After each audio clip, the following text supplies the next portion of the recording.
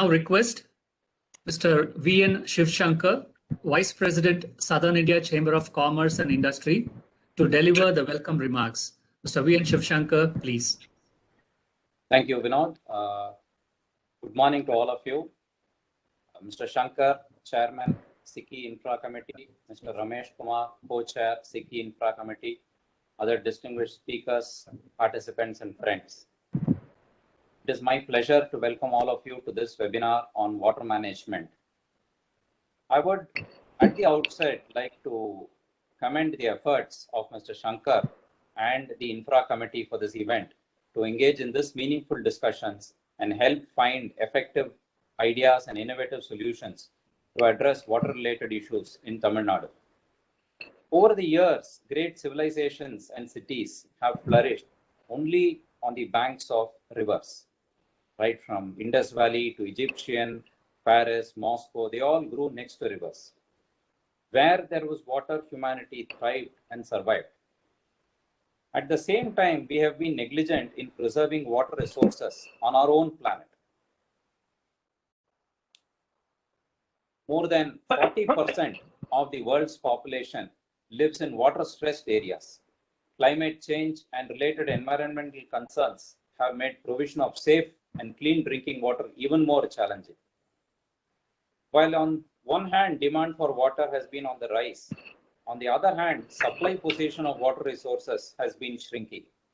We have the compulsion to trigger economic growth and at the same time maintain water needs or water security for agricultural production and drinking water needs of the state. Tamil Nadu is one of the most urbanized states in the country, which means that there are growing urban needs of water. How to maintain the balance is a real challenge. There are also growing environmental concerns such as river pollution, encroachments, degradation of urban water bodies, disappearing wetlands, etc. Our groundwater is in a real deep trouble because of the competitive deepening leading to mismatch between extraction and recharge, overexploitation, leading to depletion and then desertification. Depletion of groundwater may lead to increasing seismic activities, and this may also lead to decline in economic growth. Therefore, the state is confronted with a lot of issues, concerns, and challenges. What could be the solution? We often talk of reducing our carbon footprint. This time we talk of reducing our water footprint as well.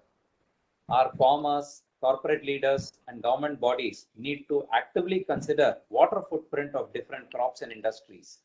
And we need to encourage agricultural and industrial practices that have the least water footprint. Managing and mapping of groundwater resources is also an important aspect of water governance. The widespread use of boring machines has led to unregulated and excessive exploitation of groundwater.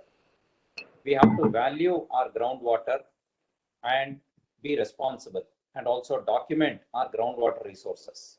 We also have to ensure that the precious rainwater which we get does not get wasted and adopt water harvesting measures for our homes and neighborhoods. While we seek solutions to address different water-related issues, we should not lose sight of our age-old methods of conserving water. A blend of traditional knowledge with modern technologies and techniques can help us become a water-secure state and nation. And let us all take this pledge to achieve our water-related goals with robust cooperation amongst all stakeholders. Before I conclude, permit me to say a few words about SICI. SICI has completed 110 years of service to industry, government, and society. Founded in 1909 under the inspiration of Mahatma Gandhi, SICI has inherited a rich tradition while at the same time remaining youthful, dynamic, and embracing change. SICI has led the way in converting challenges presented by the pandemic, turning them into opportunities. We have conducted several webinars and we are currently working on multiple projects, knowledge reports, and furthering our flagship events. SICI worked with Guidance Tamil Nadu to engage the Tamil diaspora outreach. Our flagship Yadumure conclave last year was attended by over 4,000 participants from over 38 countries with over 300 Tamil associations. We are working closely with Chennai Corporation to create a sister cities desk which will connect the cities of Tamil Nadu and the world. We are also working with the Department of Culture to build an industry museum in Egmore. And another project worth mentioning is our work with Chennai Metro Rail to set up a reader's lounge.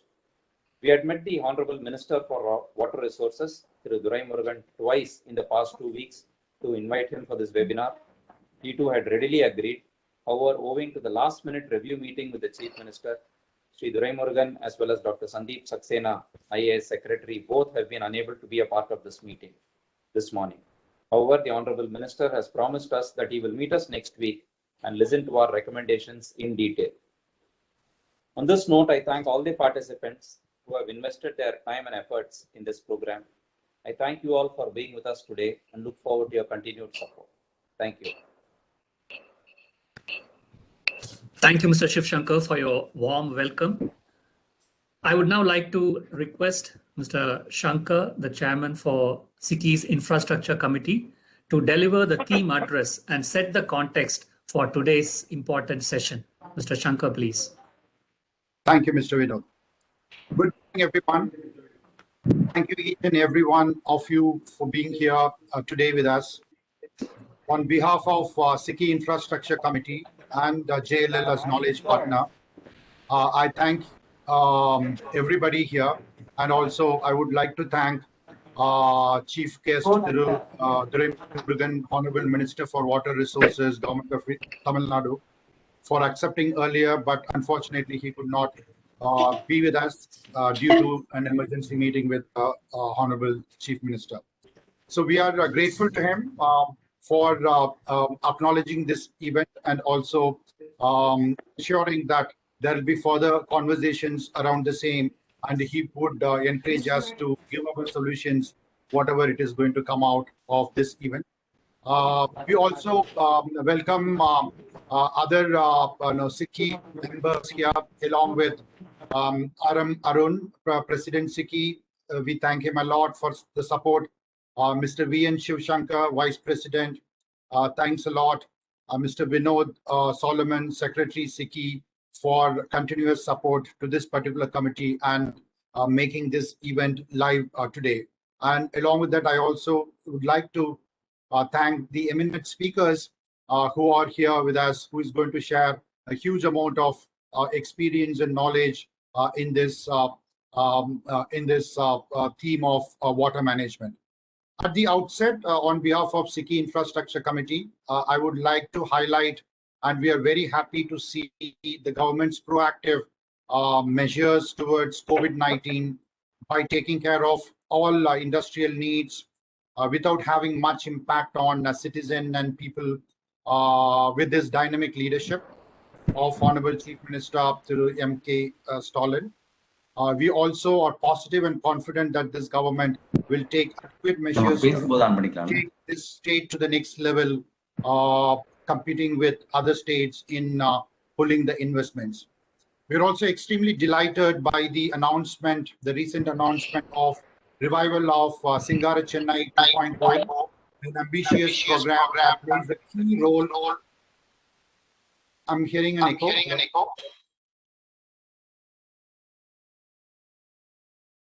Somebody, yeah, sorry.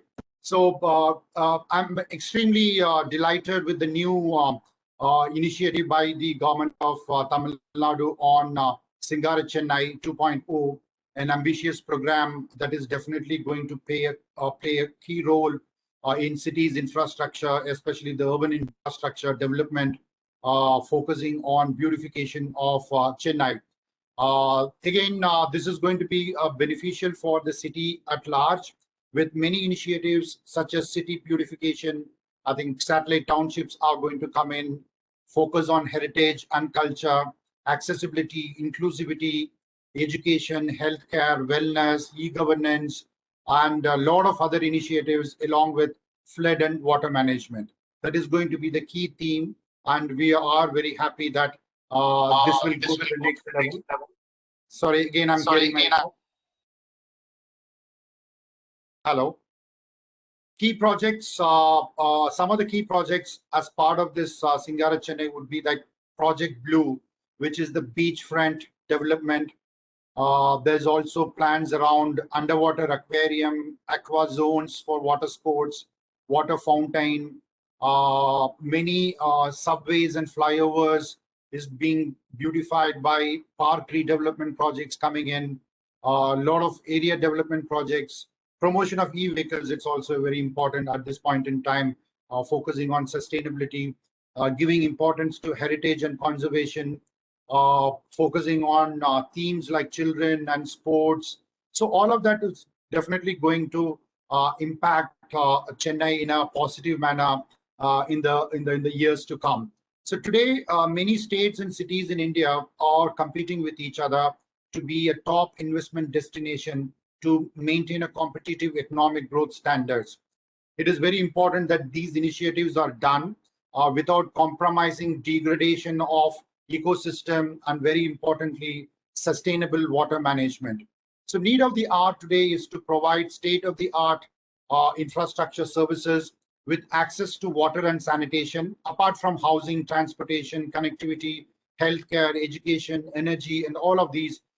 As SICI's Infrastructure Committee, we've been focusing on these vital segments of infrastructure, and of late we've been interacting amongst ourselves and the experts to bring in, identify some of the best solutions which government can adopt. And moreover, the focus on adequate supply of safe drinking water for every rural and urban household across the state, with 100% pipe coverage, along with 100% underground sewerage system in cities, towns, and rural areas is of paramount importance. Providing basic services such as drinking water, electricity, and sanitation for slum dwellers, especially the urban poor, to make a slum-free state in years to come is also the focus area.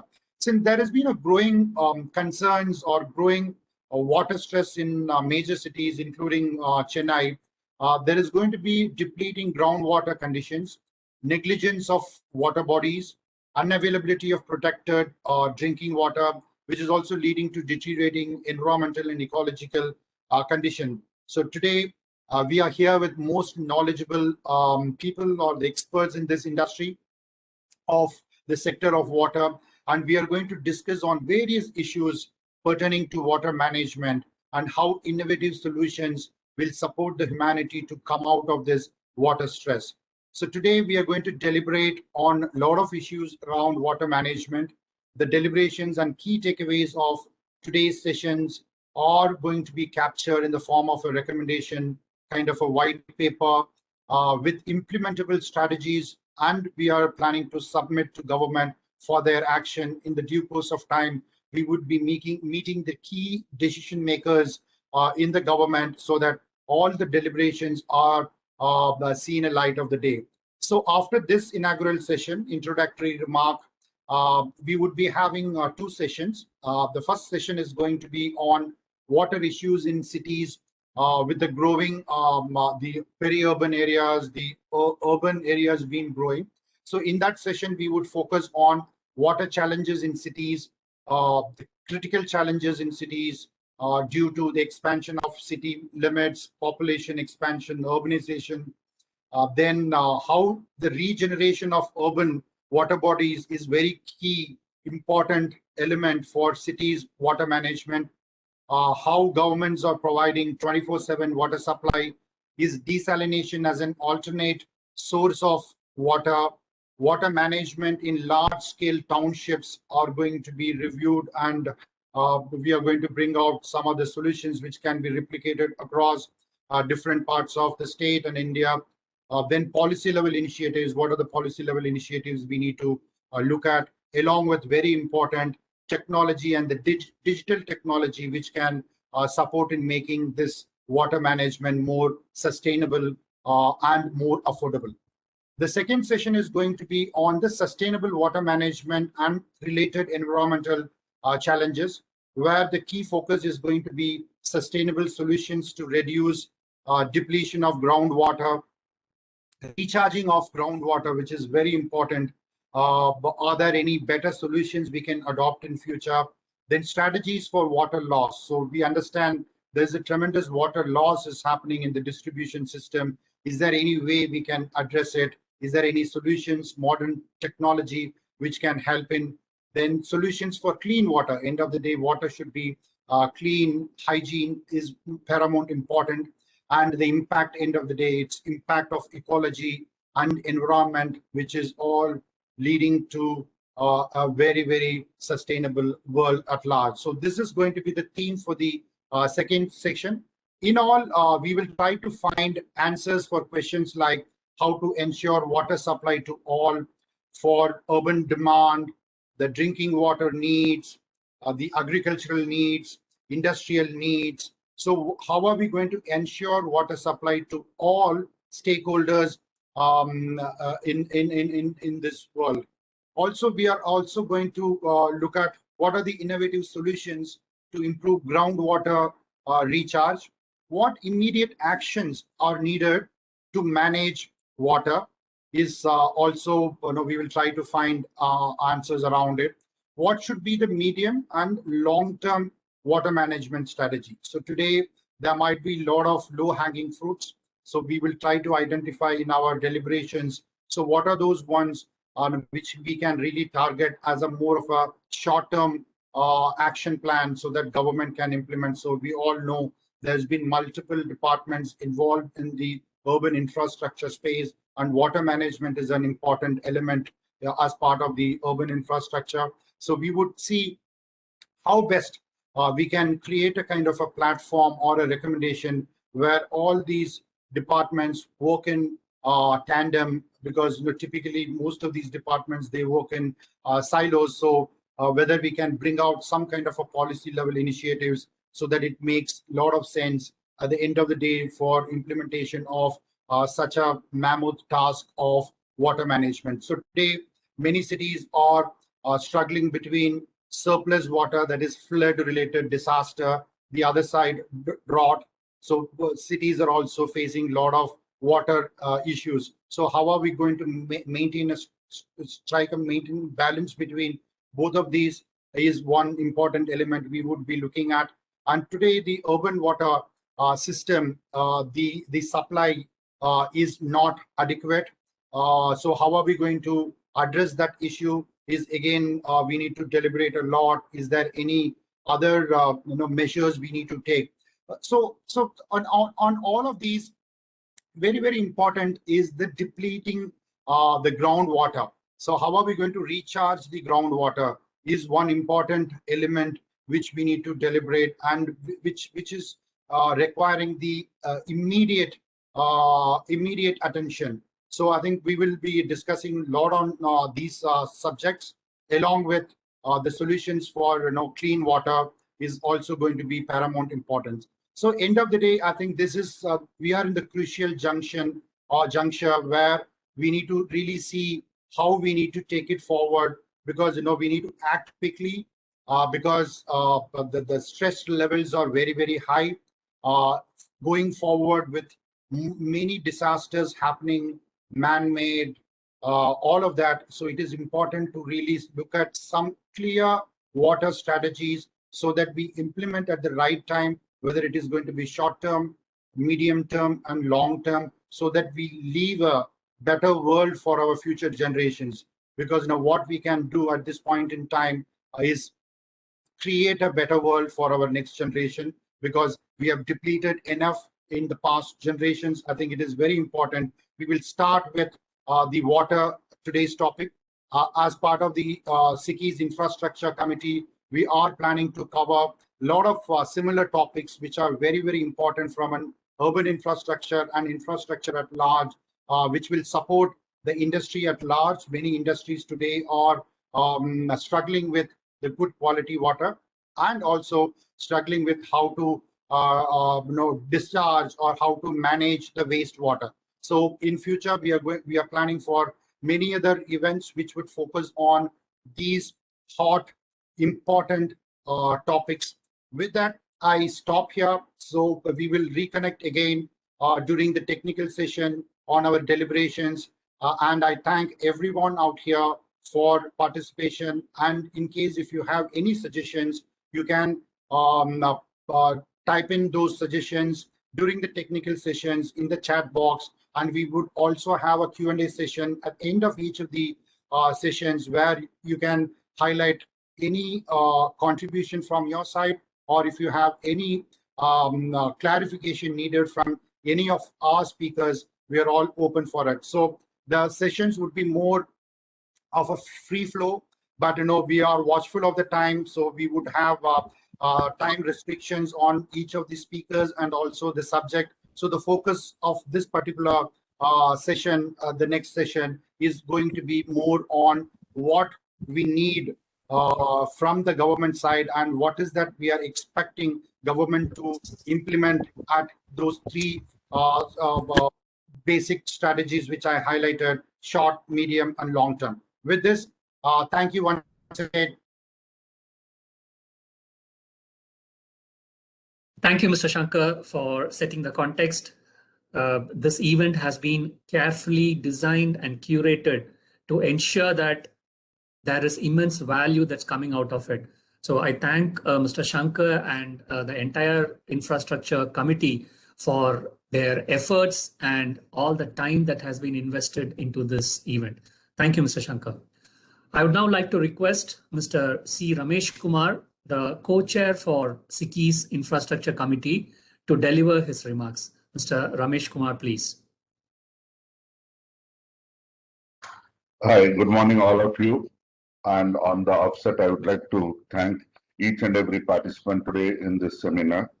It's unfortunate that today both the minister and our additional secretary couldn't join us. But nevertheless, as this is a very important topic and subject for the entire Tamil Nadu, and SICI has taken the lead and formed this infrastructure committee, which is trying to come up with the ideas and solutions to see how we can solve the problems.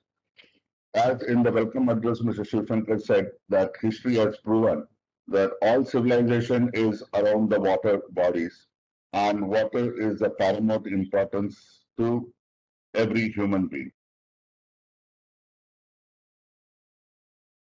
Growth.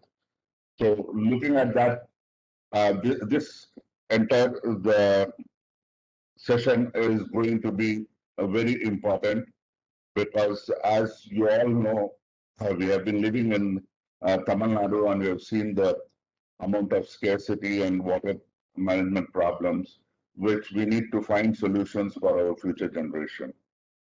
So going forward, I would like to first thank the entire committee, the members of the committee, for taking active role in trying to design this seminar and trying to come up with the ideas and problems and solutions. And this is the start of the committee members' activity. Water, we have taken it up as first, and going forward, we'll be going into the other important points for city development as well as the state development. So I would like to thank every one of you, and thank you for the committee to give me the opportunity to do a concluding remark on this inaugural session. We'll take. Thank you, Mr. Ramesh. Thank you for your kind words. As Mr. Shankar had mentioned, I would also like to stress that the coming week we would be meeting the minister, Honorable Minister, again, and we will be sharing the recommendations that come out of this deliberations. So I request all the participants to share your comments, your recommendations through the chat or through email or by talking to us. And we will definitely ensure that the recommendations are included in the report and we are able to submit it to the minister and do the needful. So with these few words, we come to the end of the inaugural session. We'll move on to the first technical session. I request Mr. Shankar to take over the proceedings. The first technical session is on the water issues in cities with growing peri-urban areas. This session will be moderated by Mr. Shankar, who's the chair for SICI's Infrastructure Committee. Over to you, Mr. Shankar. Thank you.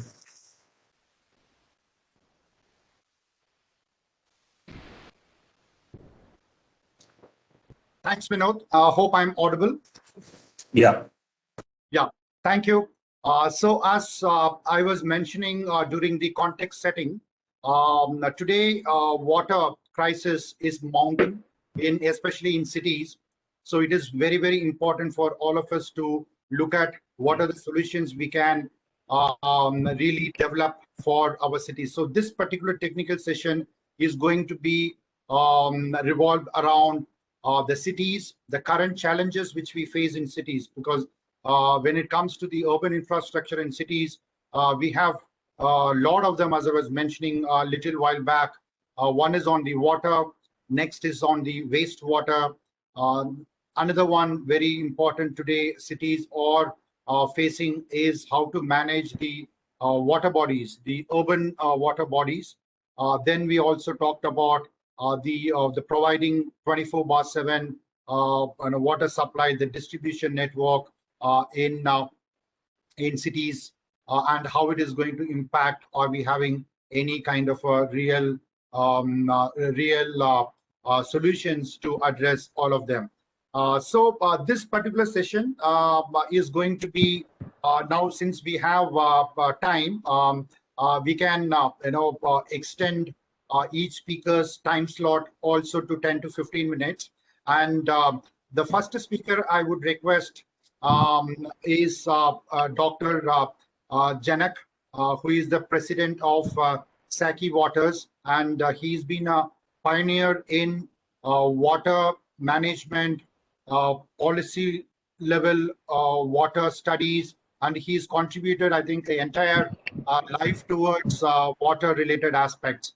And I call him Speakly as the waterman of India. So he has done enough research in this field, and he is also a globally recognized water expert. And he's spoken a lot about the future of water and many things like water audit, which is his passion to really look at it, how the water is being looked upon by multiple countries across the globe, whether we need to really relook at how we've been looking at water all these years. I think I request first Dr. Janak to share his views not only on the water in cities, which is his topic, but however, I want him to share the lot of perspectives about the water and how it is going to impact our lives in the near future. Dr. Janak, over to you. Thank you, Shankar. Am I audible? Yes, you are. Yeah, okay. I'm not going to switch on my video because it would amount to compromising with my the audio. So I would like to switch off my audio. Video, then I will speak. Thanks. I think it's a wonderful webinar, and it's a very nicely organized. We've got a very distinguished speakers with us. So there are lots of issues I think the many speakers are going to cover, but I think I would like to restrict myself only to the urban water stress. And do we have a way out for Chennai, particularly in the particular context of Chennai? So I would like to also talk about how to make Chennai the city of water abundance. Now I'm going to put so much emphasis on Chennai because Chennai is going to be one of the biggest cities with a 10 million population and above. Already 10 million we are reached. That's going to become one of the largest cities in South Asia. As per Niti Aayog data, there is a growing gap between supply and demand in 11 out of India's 20 largest cities. These cities are Delhi, Chennai, Agra, Jaipur, Ahmedabad, Indore, Kanpur, Nashik, Lucknow, Hyderabad, and Bangalore. And Chennai is definitely part of that, but I am very surprised how Chennai is included. Chennai's annual rainfall is 1,350 millimeters. So quite with so much of rainfall, how could Chennai city could become dry? So that is really puzzling. So and also Niti Aayog says that these are the 11 cities which is going to see groundwater drying up completely. So they say the groundwater may not be visible at all. So this is a very sort of threatening, alarming call. So this is a context in which I would like to really talk about how to make Chennai city a water abundant city. Is it possible at all? Now, despite a huge growth of cities in the country, the authorities never address key issues and concerns of urban water management. See, not just in the context of Chennai, all over the country, there are major issues which are completely neglected. First, look at while cities and city population are expanding endlessly, supply sources remain more or less the same. It is just across the country. It is the case. Water supply pipelines network is age old. They are age old and rusting, and it creates lots of problems. Freshwater supply often mixes with sewage in many parts of the country. Purified water is supplied through the dirty pipelines only to impure the water again. You purify the water, supply the purified water through the dirty pipelines in order to make the purified water impure again. So this raises a key question: is protected drinking water supply a far cry in India and in Tamil Nadu? There's a huge leakage losses ranging from 20 to 40% in all major cities, including Delhi. There is no demand management. There is a lots of infrastructural demand and increasing infrastructural demand for water, and absolutely no way of maintaining a balance across sectors. Many parts are uncovered with the pipe to water supply, and the situation worsens due to growing urban slum population. Like Delhi, Mumbai, and Chennai, the population, they say the slum population of the order of something like 40%. The decreasing per capita availability of urban water and increasing dependence upon groundwater in many cities in India, including Chennai, Coimbatore, Karur, Namakkal, Salem, Tirupur, etc., is actually is really worrying. And in all these cities, groundwater is not just extracted; it is mined. We say groundwater is mined in a situation where there is absolutely no recharge. When there is no recharge, you keep extracting water, and we call it groundwater mining. And this is happening in many parts of the country and in our state and in major cities. Since Tamil Nadu has a coastal length of 1,076 kilometers, the seawater intrusion has become a major threat in addition to coastal erosion and coastal flooding due to sea level rise. There is one most critical issue. What is that? There is no segregation of black and grey water, and everything is mixed as a sewage carrier, which makes life very difficult when it comes to the issue of recycling the used water. So even now, with so much of technology, there is no segregation of black and grey water. Everything goes in one sewage carrier, and recycling becomes difficult. These are the sort of a perennial critical issues, not just Chennai city, major cities, all cities in the country are confronted. For that matter, it is true of South Asia. Now, there arises a bugling and a most inconvenient question. What is that? What are the roles and responsibilities of urban planning authorities and city water supply boards in these cities? Why have they failed to deliver? What are the problems? It is really sad that urban planning authorities never worry about the fact that city development and urbanization process is a one-way traffic. Urbanization is a one-way traffic. Once you urbanize, you cannot de-urbanize. Therefore, you better be careful. When you urbanize, you have to be extremely careful, take into account all these issues, and because you can't de-urbanize. So this is a very important issue in the all planning authorities are ignoring. Now, what is the context? Why is that today we are discussing the water issue in the state, and what is the context? Why is that we are worried? The context is really overwhelming. What are they? The cities are bursting with economic activities. There is a competitive growth and a competitive development taking place across states and across cities, and therefore there is a bursting economic activities. The increasing demographic pressure. City like Chennai, the density of population used to be something like 26,000 in 2011. Today, can you imagine it is 47,000 per square kilometer? The density of population is so high. Non-availability of land space, and because of a mindless urban expansion, there is a huge scarcity for land space, and then still there is mindless urban expansion, unplanned. Unscientific waste management is really worrying. The waste management of the order of something like 10,000 tons per day is really worrying. Solid waste, liquid waste, biomedical, and e-waste, and they're thrown all over. It's creating a lot of problems, and it pollutes groundwater. And the growth of slums and the rising footloose and homeless population is major cause of worry in cities like Chennai, for that matter, all major cities. There is increasing environmental risks and ecological imbalances. Traffic congestion, air pollution, mobility constraints, inadequate protected drinking water supply and drainage, increasing health security concerns, vanishing green cover, open space, neglect of water bodies and rivers, streams, marshlands, beaches, floodplains. Most critically is increasing urban flood threat. While at the same time, there is a lack of scientific flood management and disaster management practice and strategies, even in cities like Chennai. There is a looming threat of a climate change and associated issues such as floods, sea level rise, which is going to add to the existing risks and vulnerabilities. This is the context. We are not living in a beautiful world. We are not living in a soft world. We are going to have a very, very tough future. And now, then in this context, we are going to look at what is that we are going to do. Now, what is that we are going to do in order to really increase the availability of water? Is it possible at all? And in the process, we also forget about respecting the fundamentals of the urban world. You talk about the city of Chennai, you talk about city of Mumbai, Delhi, Bangalore. But then when you do the urban planning, the most important thing you should do is to understand and respect the fundamentals of a given urban city, the urban world, which is going to really constitute the bottom line principles for you to do the urban planning. We don't have the urban bottom line principle for urban planning at the moment. What are they? What do we mean by the bottom line principles in urban planning? And it is also necessary in this context to do what is called the situation analysis before doing the urban planning. So what are the fundamentals of urban world in general? You have to look at what is the location of the city.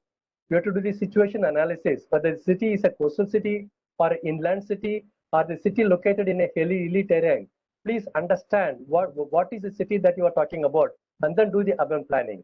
And then you also have to talk about the geomorphological conditions, the density of drainage, decreasing per capita drainage space, understand the watersheds, rivers, streams, and other water bodies. And most important, very often people do not understand the hydrogeography.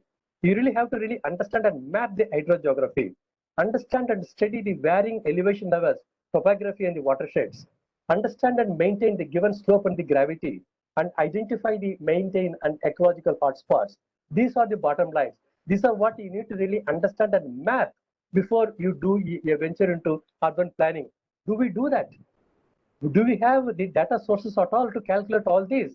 In most cases, unfortunately, we don't have the data, and this sort of a data is never collected. Unfortunate, really, really unfortunate. Let me now quickly give the example of the Chennai city. The total area of Chennai Metropolitan Development Authority, CMDA, is 1,189 square kilometers, and the present population is 10 million. The density of population is 47,000 per square kilometer. Now, the CMDA is going to expand its same area from 1,189 square kilometers to 8,800 square kilometers, which is going to really enhance the population to something like close to 20 million. So that is the population of the population of the CMA, Chennai Metropolitan Area region.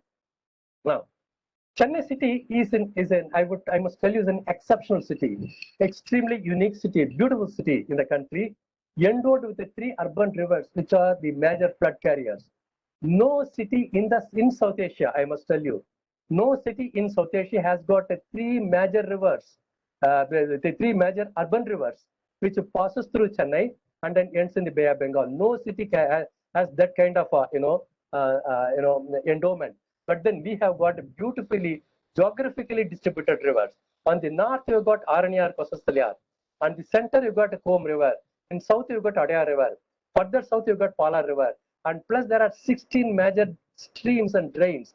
And also, you've got a man-made Buckingham Canal cutting across all the 3 rivers. But still, the flood was furious in 2015, causing a damage to the extent of 20,000 crores with a human loss of something like a 570, unimaginable. How did it happen? With such a wonderfully endowed flood carriers, why did the city of Chennai suffer the flood? It's a mystery. How can this happen? Now, not only that, we suffered flood in 2015, and with something like a 2,400 millimeters of rainfall in 2015. 2016 was considered and declared as the drought of the century. How can that happen? This is again a mystery. So you got a flood year in 2015, followed by that in 2016 as a drought year, and it's historic. You declare it as historic. It's absolutely mind-boggling. I really cannot understand how did this happen. This is the clearest example I can tell you why and how you have failed in our cities' urban water management strategies. Chennai city as a rule should not suffer from drought or should not suffer from flood because Chennai city is actually, receiving abundant rainfall. If you really take into account the 100 years of average, Chennai city's rainfall today, Chennai city and the Tiruvallur Kanchipuram district, the average goes to something like 1,400 millimeters of rainfall. That is the average rainfall. Now we are endowed with the rivers, endowed with the thousands of water bodies, but still city is now growing and we are suffering from drought and flood, and we are depending upon water to be imported from Krishna and from Viranam. This is something again mind-boggling. I have mapped actually, the rainfall data for 100 years, and you could say that in about something like 60, 70 years, the average rainfall exceeded 1,300 millimeters. In 60 years, average rainfall exceeded 1,300 millimeters. Therefore, the city is receiving rainfall. Now, the key question is, what are we doing with that rainfall? Why are you failing? I have put them all in GIS, and it's really, really mind-boggling. I cannot really show it in the slide because I thought I would not show slide because of the lack of time.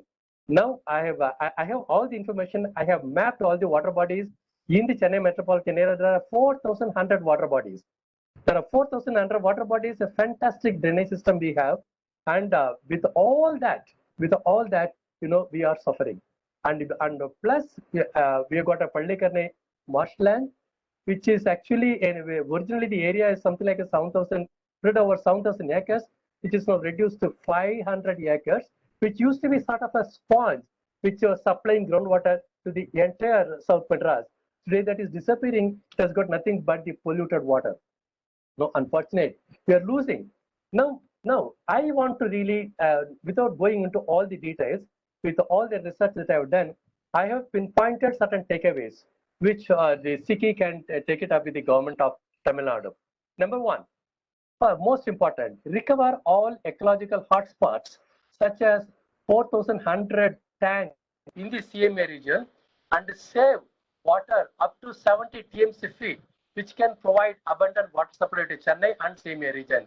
This would mean tasks such as taking inventory of all irrigation tanks in the CMA region, mapping all the tanks and associated features such as supply channels and surplus channels using GIS technique, and estimate the cost of rejuvenation of all the tanks in the new CMA region, and analyze the quantity of the potential benefits. So my own study shows that you can go up to storing something like a 70 TMC feet of water, which can really meet the water supply needs of the entire CMA region.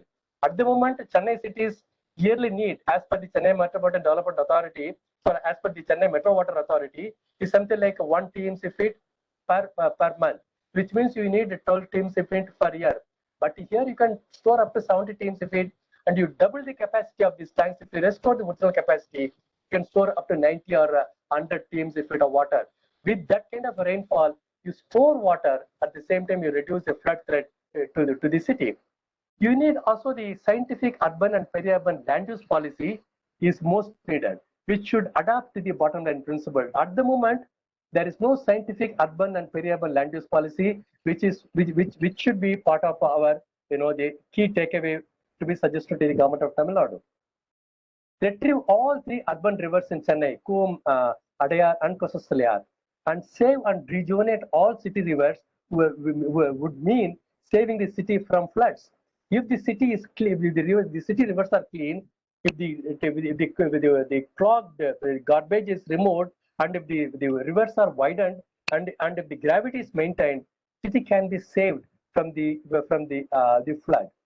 Retrieve all 16 major drains such as Mambalam Canal, Virugambakam Canal, Valacheri Canal, Oteri Nalla, Captain Cook Canal, Yasarbedi Canal, etc. These are the flood carriers. Today, where are they? They are disappearing or encroached. That's why the city is suffering from flood. Even the Mambaram suffered a flood because Mambaram Canal is disappearing. retrieve Buckingham Canal and link Muttukadu and Pulicat Lake in order to have an inland waterway to a length of 78 kilometers, which can ease the sea level rise and coastal erosion and give protection to Chennai to a great extent. Once you have this Buckingham Canal linked with the Muttukadu and Padavarkadu, the sea level rise water will be the Buckingham Canal can attract seawater and it can go in a circular fashion. This is exactly what was done in the context of Netherlands, where something like 1/3 of the land is below sea level. They invited water to have the waterway, and they saved their the land. So we can do some such thing. We got a wonderful Buckingham Canal, retrieve it and have waterway, allow the seawater to come in and protect the sea from the sea level rise. Link droughts and flood. See, if you take care of a flood, you can also take care of a drought. So you need to have an integrated perspective and integrated approach.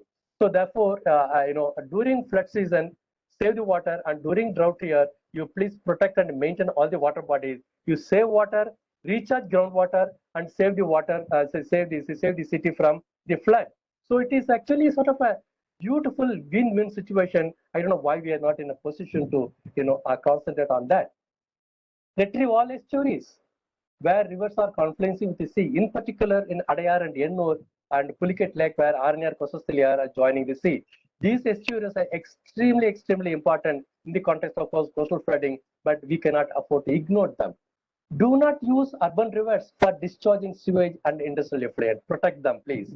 Don't hide behind climate change for the gross institutional failure. Whenever there is a flood, you hide behind climate change, but then you want to really, don't talk about the institutional failures. So gross institutional failures very often results in disasters and floods. For that, please don't hide behind climate change. Please undertake a scientific risks and vulnerability and situation analysis in order to save the city from floods. It's extremely important. You need to have a good scientific database for that. Most important, institute what is called a rainfall accounting protocol. When I say that a city receives 1,400 millimeters of rainfall, what does it mean for a common man? How many TMC feet? How many million cubic meters? There is no accounting protocol. All that meteorological department will tell you is that we received so much of rainfall, and forget it. 80% is enough. That's it. We don't save the water at all. So this is absolutely shame. So these are my key takeaways, and I would stop here, Shankar. Thank you.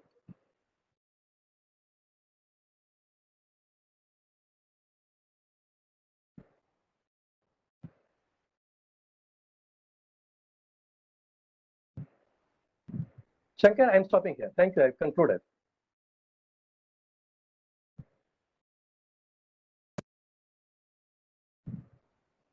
Yes. So again, I can't unmute. So now I got it.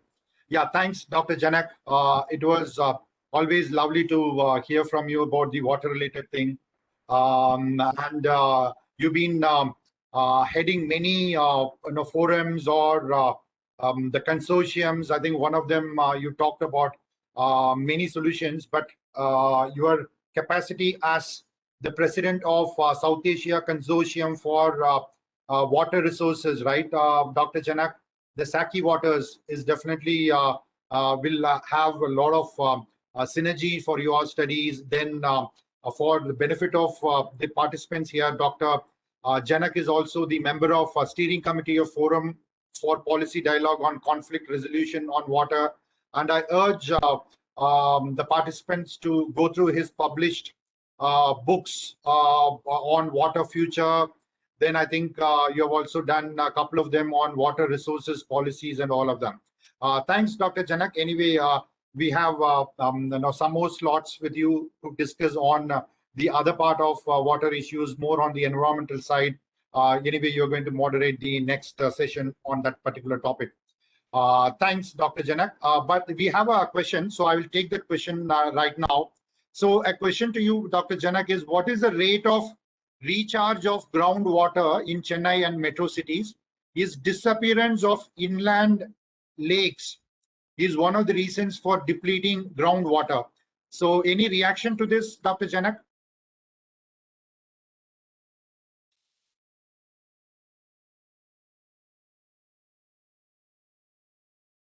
Dr. Janak, are you there?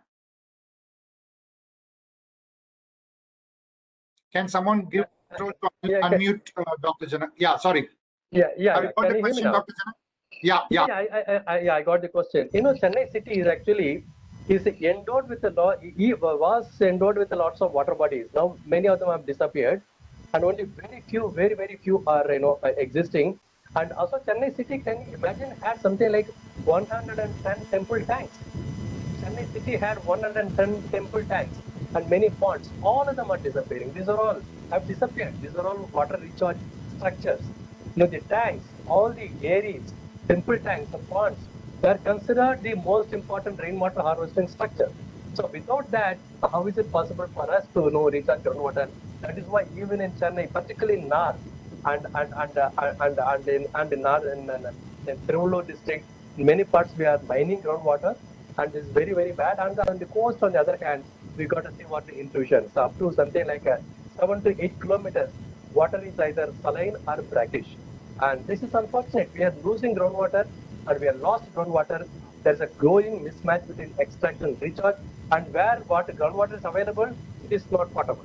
So that is the condition of Chennai city.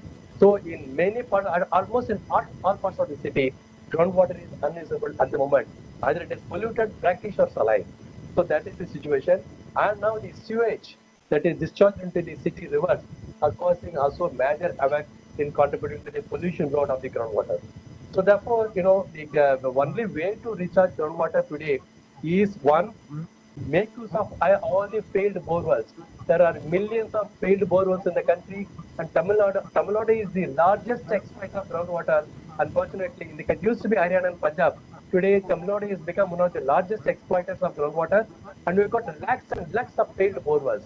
So, unless you make use of these failed borewells and convert them into rainfall in the rainwater harvesting structure, there is no way to reach the deeper aquifers. There is no way to reach the deeper aquifers. The rainfall will help you. The rainfall will help you to recharge the shallow aquifers. But in order to reach the deeper aquifer, you really have to make use of the failed borewells. The deeper aquifer means 400 feet, 500 feet. And in Coimbatore, Salem, Erode district, it has reached up to 1,200, 1,300 feet. So that's the only way is to really convert the failed borewells into rainwater harvesting structure. That's where we can recharge groundwater. If you don't, I tell you, it's a matter of time. Our economy is going to collapse because our economy is mostly dependent upon groundwater. 70% agriculture need comes from groundwater. 80% drinking water comes from groundwater. Almost 90% of industrial water comes from groundwater. And groundwater is going down, sinking. Not only that, there's a competitive deepening and depletion. In many parts, water is mined and depleted. I think that is a very serious problem. And we really have to work on a war footing. That is why it is extremely important for us to rejuvenate and retrieve all the water bodies, however small it may be. It is important for us to store surface water, so that water is recharged and convert all the failed borewells into the rainwater harvesting structure. That's the only way. Otherwise, I tell you, the economy is going to suffer very badly. Yeah, thank you, Dr. Janak. Next, we will move on to Mr. Raj Cherubal. He's the CEO of Chennai Smart City. We all know Smart City is a flagship initiative of Government of India. Now it's being implemented in Chennai. Raj is being spearheading various initiatives under the Smart City. Today, he's going to share his thoughts around how regeneration of water bodies, the lakes within Chennai is being done under the Chennai Smart City initiative. And Raj has been pioneering many ideas over the last 2 decades, and he's been working very closely with city authorities, more from a policy standpoint, worked a lot on traffic transportation, urban planning, focused on pedestrianization, non-motorized transport system, among a lot of other urban issues. So I welcome Raj to share his thoughts around the water bodies in Chennai. Over to you, Raj. Thank you, first of all, Shankar and the SICI team. I think it was very nice to hear the Professor Janakarajan talk about the issues. Not nice, actually. I mean, the way he has put it, obviously, we all need to we need to sit up and take note of experts like him. And as he pointed out, I think somebody else's mic is on. Yeah. So can put them on mute, organizers, please. Go on, Ram, sorry. Yeah. So anyway, so Janakara, it's first of all, it's amazing that we have experts like Professor and others in the city, and it is it would be a crime not to use their expertise and listen to them, and when going forward, because as he pointed out, population is not going to come down. It's going to go up for a long time, and Chennai, whether we like it or not, is going to become a so-called megalopolis. I think sooner or later, whether planners want it or not. In fact, I don't think nature cares whether planner cares or not. City is going to, I suspect, merge with Kanjipuram, merge with Tiruvallur district, merge with even the nearby towns and cities. So we need to proactively plan. The way I look at it is, I'm a big fan of cities. I love cities, and other cities have gone through major problems, like whether it's London, New York, and so on. They all had sewage rivers running in the middle of them. I've been to Shanghai. I've been to pretty much all these cities, and Shanghai, for example, there, if you go to their planning museum, one of the mind-boggling thing is that they had a Kuam-like river right in the middle, but now, of course, it's a beautiful, cleaned-up river scientifically, and with latest engineering and whatnot. And what adds to a problem is not just the mess up of the past, and I think a problem is going to be what is coming. Climate change is a serious problem that we are facing. But then, as I completely agree with Professor, that we shouldn't keep blaming climate change for all our past mistake and the current mistake.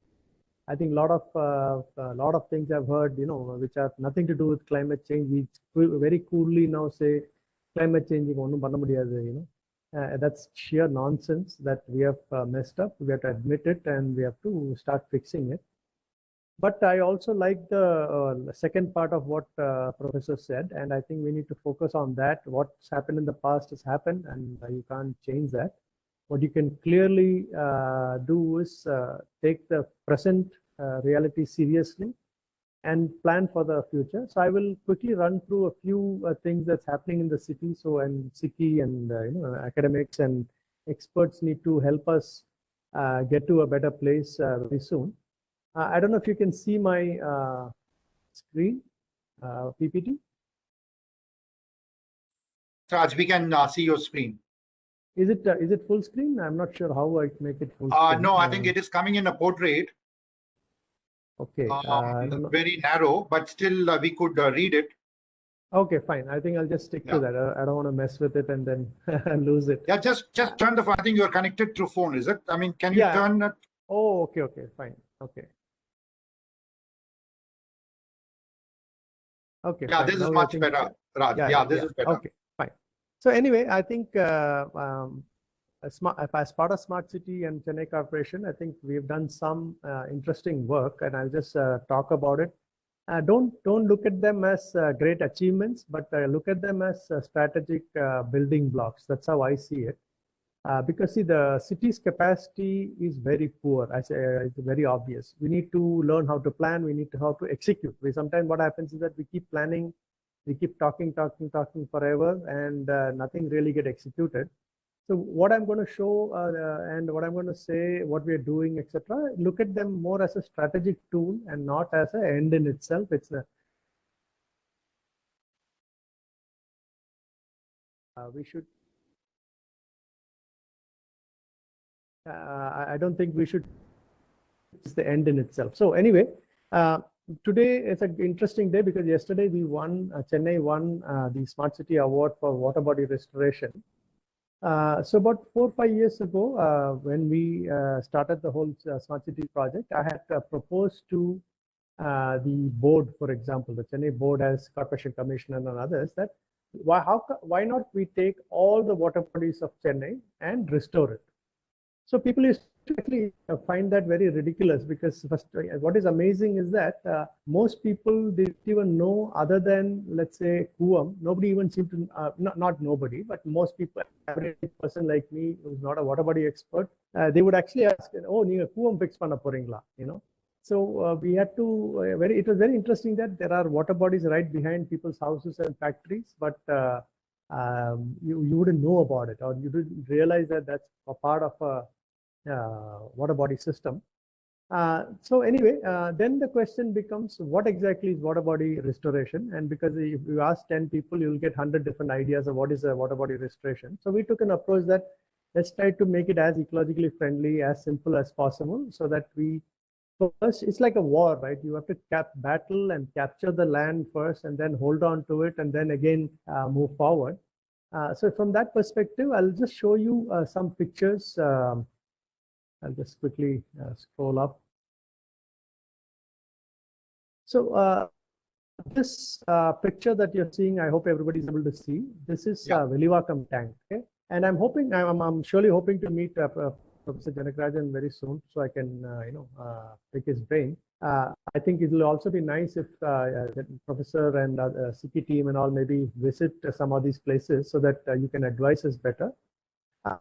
Just a couple of years ago, this was a big sewage dump. About, I think Metro Water representative is there, so I think he can correct me whenever I'm wrong. It was, I think, a 33-hectare, basically a Metro Water sewage place. And then the land was given to corporation. So as part of Smart City, we decided that why not restore it?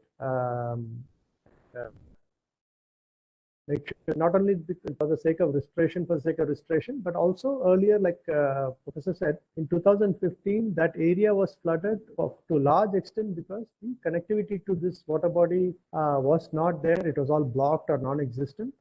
And the fact that this thing was full of sewage, so obviously water didn't have anywhere to go except into people's houses. So that picture, for example, is not a Photoshop. If you go there today, you will see this. It's brimming with water. And we are supposed to make this into a public space. It already looks spectacular. But the point is, today it's, I think, 25 hectare land, water body. And I'm pretty sure it has already contributed to the groundwater of that area. So this is a latest one of the work we have done. But very importantly, see, the thing is, I don't know how many of you know, some water body belongs to corporation, some water body belongs to PWD.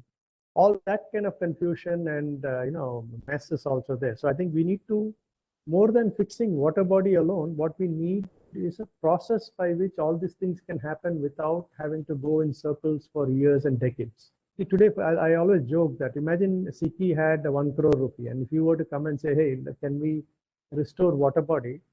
My limited understanding 5 years ago used to be that you will go in circles.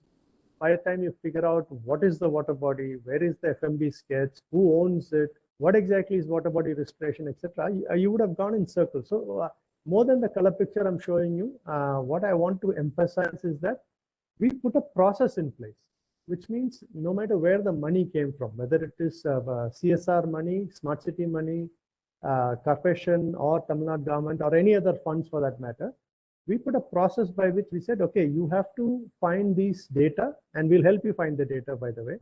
And we will, you have to produce environmentally friendly, scientifically done detailed project report, which basically says what was the water body, is there encroachment, is the sewage coming in, how much desilting needs to be done, are you going to create a bund around it, are you going to put, let's say, maybe a little walkway, and people, play equipments for children, etc.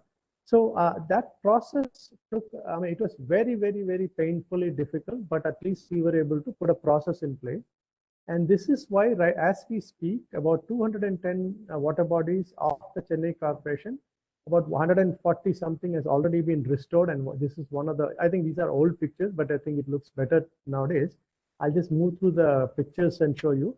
And about the rest of the water body restoration is going on as we speak. And these are some of the restored water bodies. But as again, I don't want to celebrate too much, because as you can see, the water body size, look at the size of the water body and look at what's around it. There's already apartment complexes, already, houses and factories.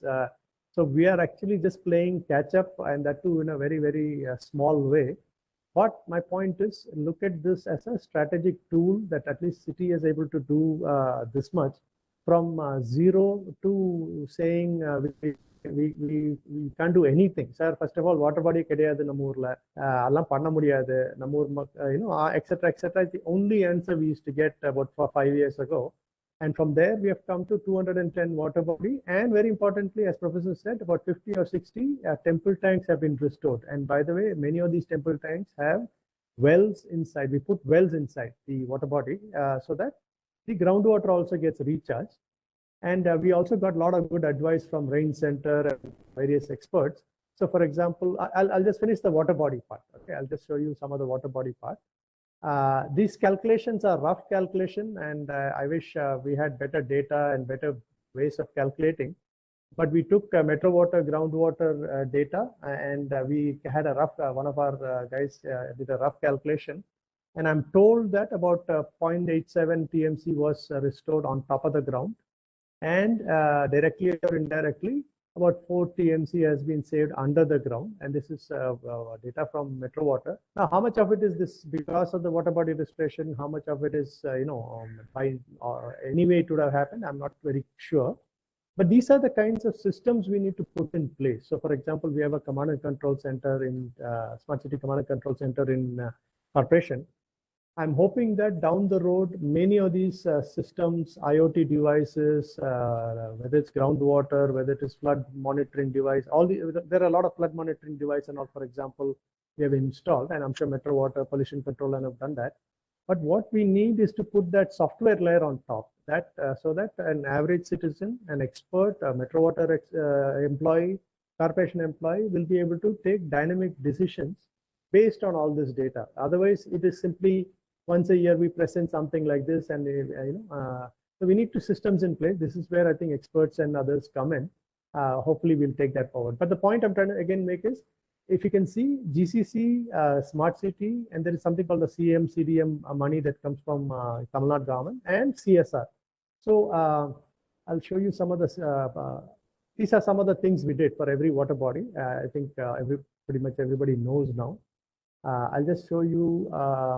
So for example, these are the CSR activities. So for example, what we said was that even if you have CSR money, let's say SICI had some money, you have to join up with an NGO that actually knows how to restore water bodies. So Environment Foundation of India has done a lot of work.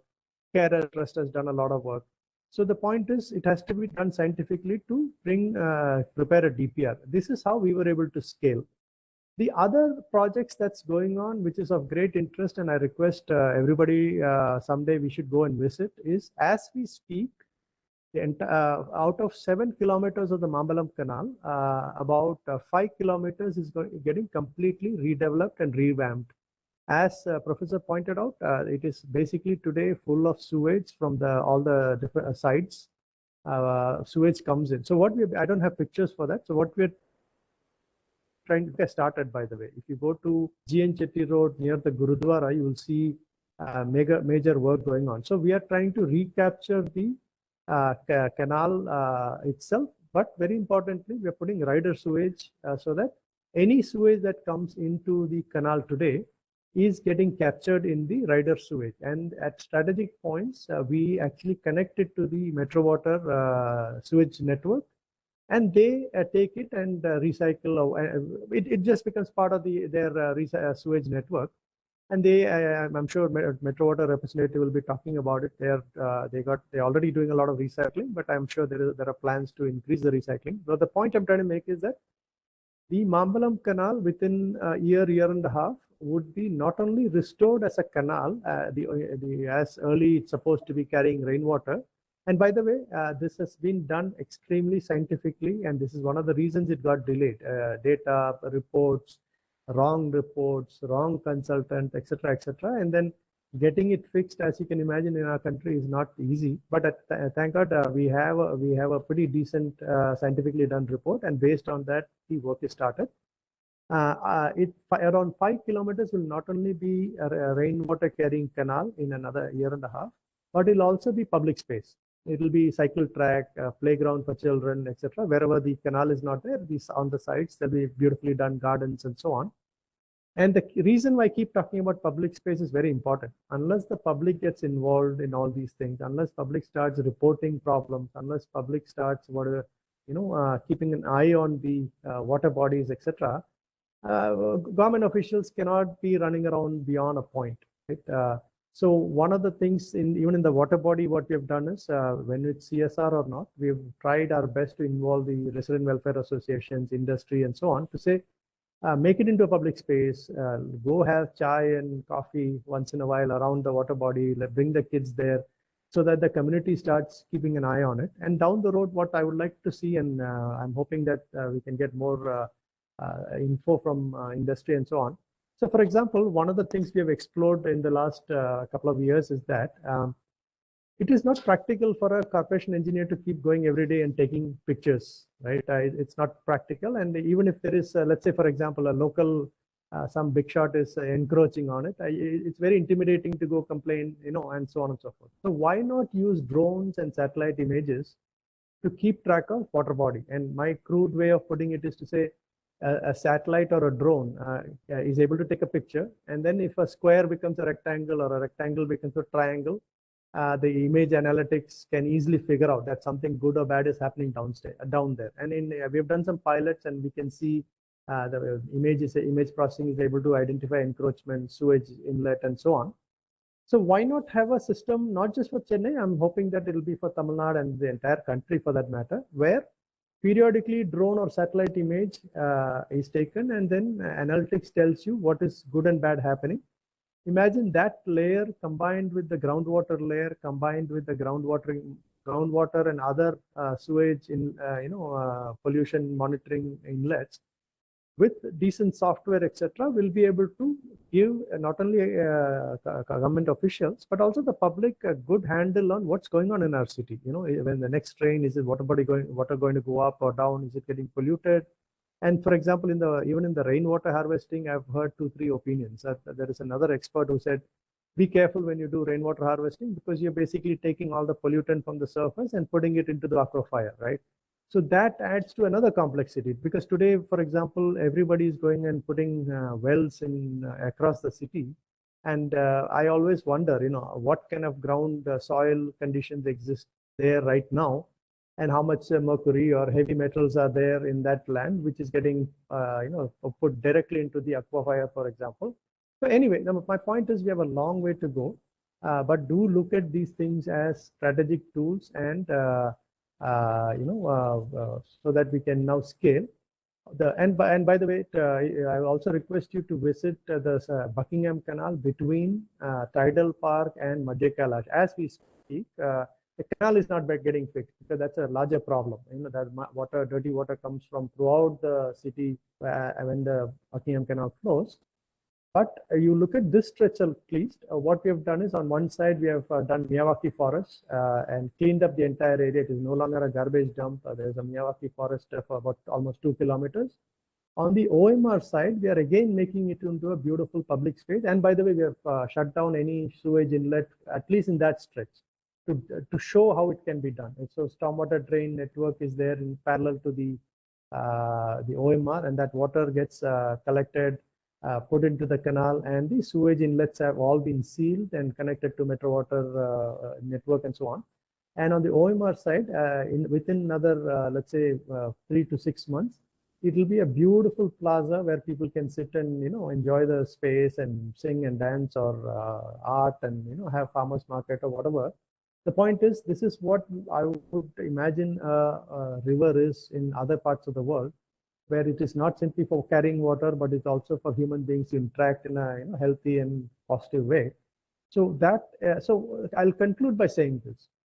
At least as far as I am concerned, the work that Corporation and others and Metro Water and others have done in the last few years, and the examples I just mentioned, all this can be easily scaled, at least for Chennai, very, very easily. I don't see any reason in the next 5 years why we cannot do all the things that Professor Janakarajan said, What is past and lost, I guess we cannot reclaim. I don't know how you would reclaim, but at least preservation and future protection from all the changes that's going to come, resilience, etc.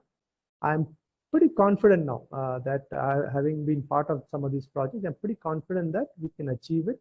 And I hope all of you in this seminar who are attending and others who are not here, we all should be able to be part of a large team that can help the government achieve all these things.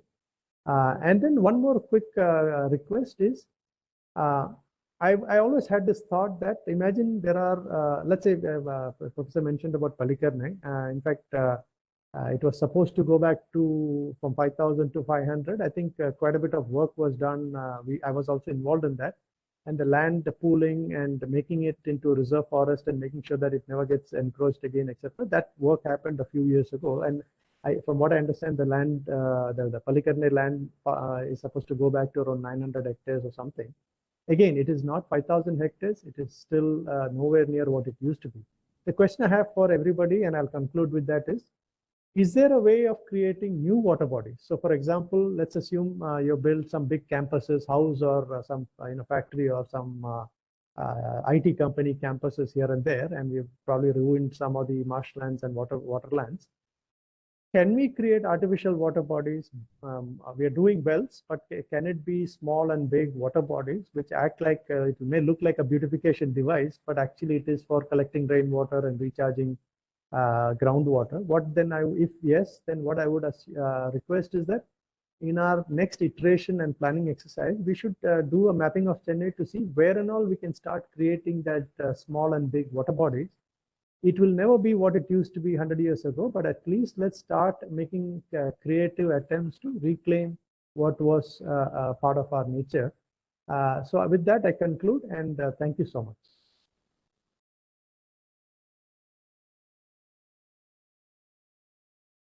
Yeah, thanks, Raj. It's always a pleasure to hear your thoughts around this. Really a good job from the Chennai Smart City on this water initiatives.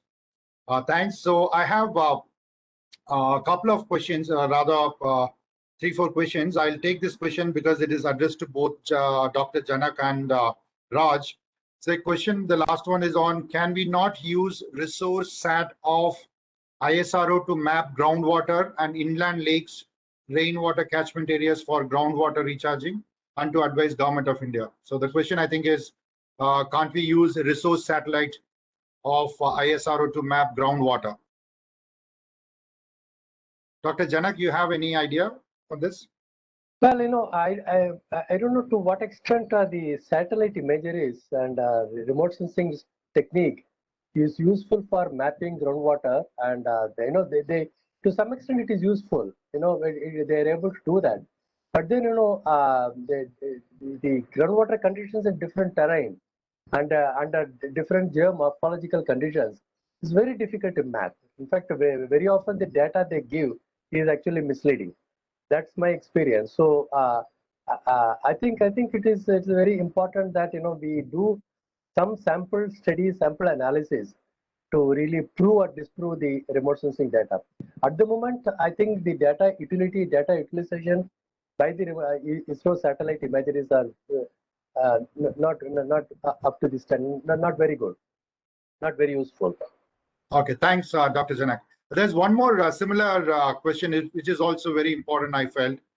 Is there any systematic study on height of blockwise water table before the monsoon, so that end of the monsoon it will be useful for developing strategic planning?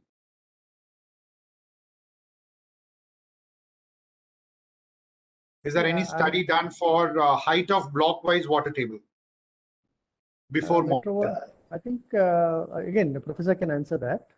Yeah. No, the Central Groundwater Board and the State Groundwater Board, I think CGWB, Central Groundwater Board, has done blockwise analysis.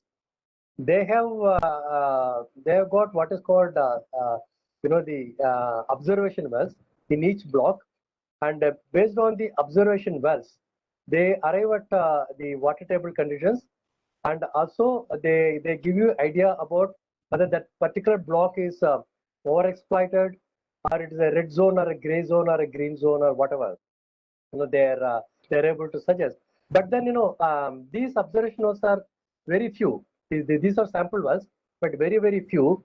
And but it gives you some broad idea, broad indication, but doesn't help. For instance, I tell you, in Nagapattinam district and in Thiruvarur district, the observation wells data that CGWB give you says that there is a lot of water, but this water is completely saline. Nagapattinam district groundwater is 100% saline. You can't use it. So these observation wells and the data that they take is they don't take into account the water quality data. They only talk about the water table availability, groundwater availability, but they don't talk about the water quality. So the key issue is, one, the number of observations are very few, and so based on that they conclude whether this is dark or gray zone. And secondly, they don't take into account the water quality conditions. Shankar, Yeah. if I may add quickly. Please go ahead. Yeah, see, I think again, I'm talking as a layman and as part of some projects that we've done. I think the current reality is always intimidating. Okay, any project in a third world country like us, any project, forget water, anything, even simpler projects, is always intimidating.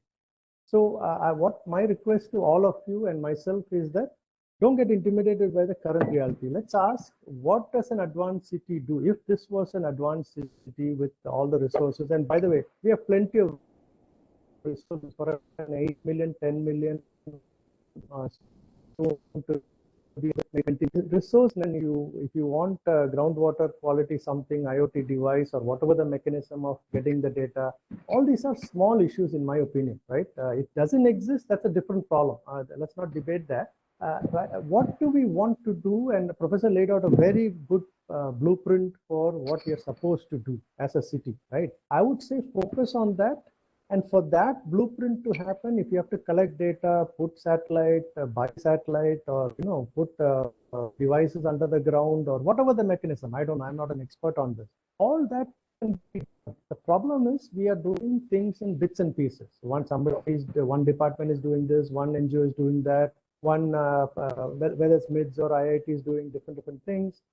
So when you look at who the large number of people who are supposed to manage all these things, and that too, it may be in different departments, by the way. CMDA is going to do third master plan. I'm sincerely hoping that it will be a spectacular, good master plan, and so on and so forth. So the plan has to go to Metro Water, plan has to go to corporation. They have to develop their own plans. My point is, though, all that are money-wise, those are all peanuts. Okay. What we have to ask is that how do we get to the blueprint that professor and others have talked many times, many years, and then work backwards and say, what data you want, go get it. Whether it could be one-time collection of data, it could be a dynamic data collection that happens every second, every minute, every year, whatever, right? Those are easy part. The point is to set up those systems so that we can, on a real-time basis, start managing our city better and get to a better future.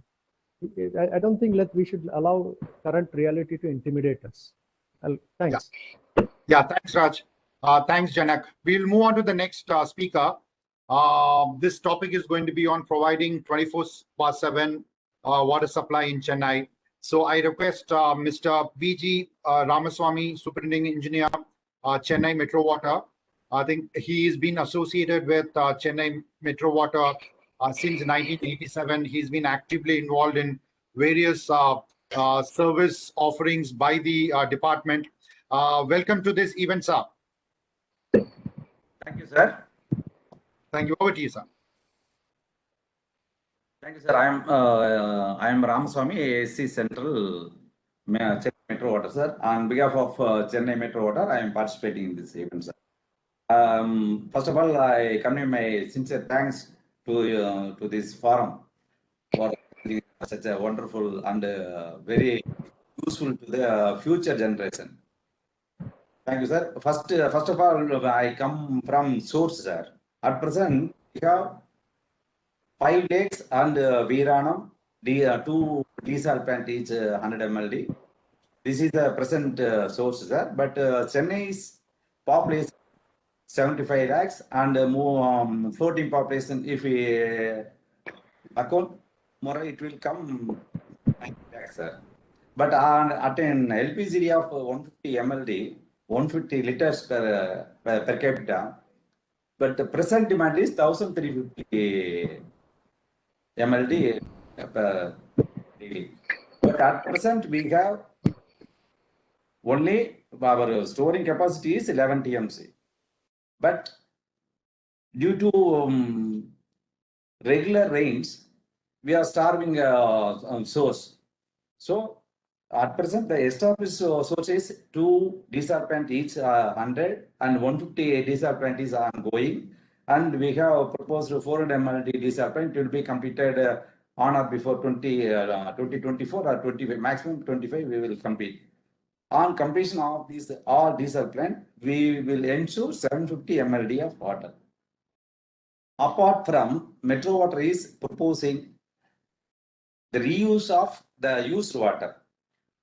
At present, the work is going on each two locations, each 10 MLD of reuse of water. It will be completed within 3 months.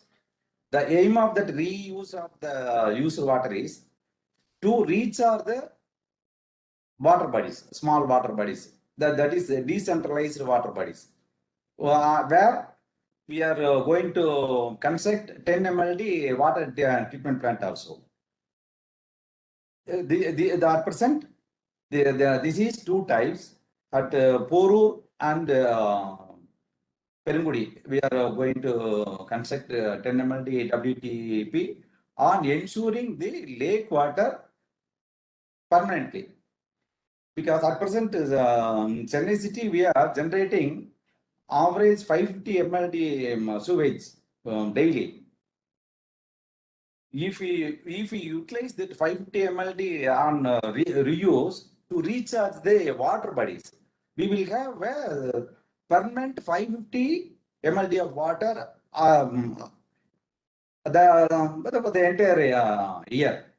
If you don't have any rain, we don't bother. Already 750 MLD of desal is ensured, and if we add this 550, it will come nearly 1,400, 1,300, 1,400. That is ensured demand and supply can be ensured.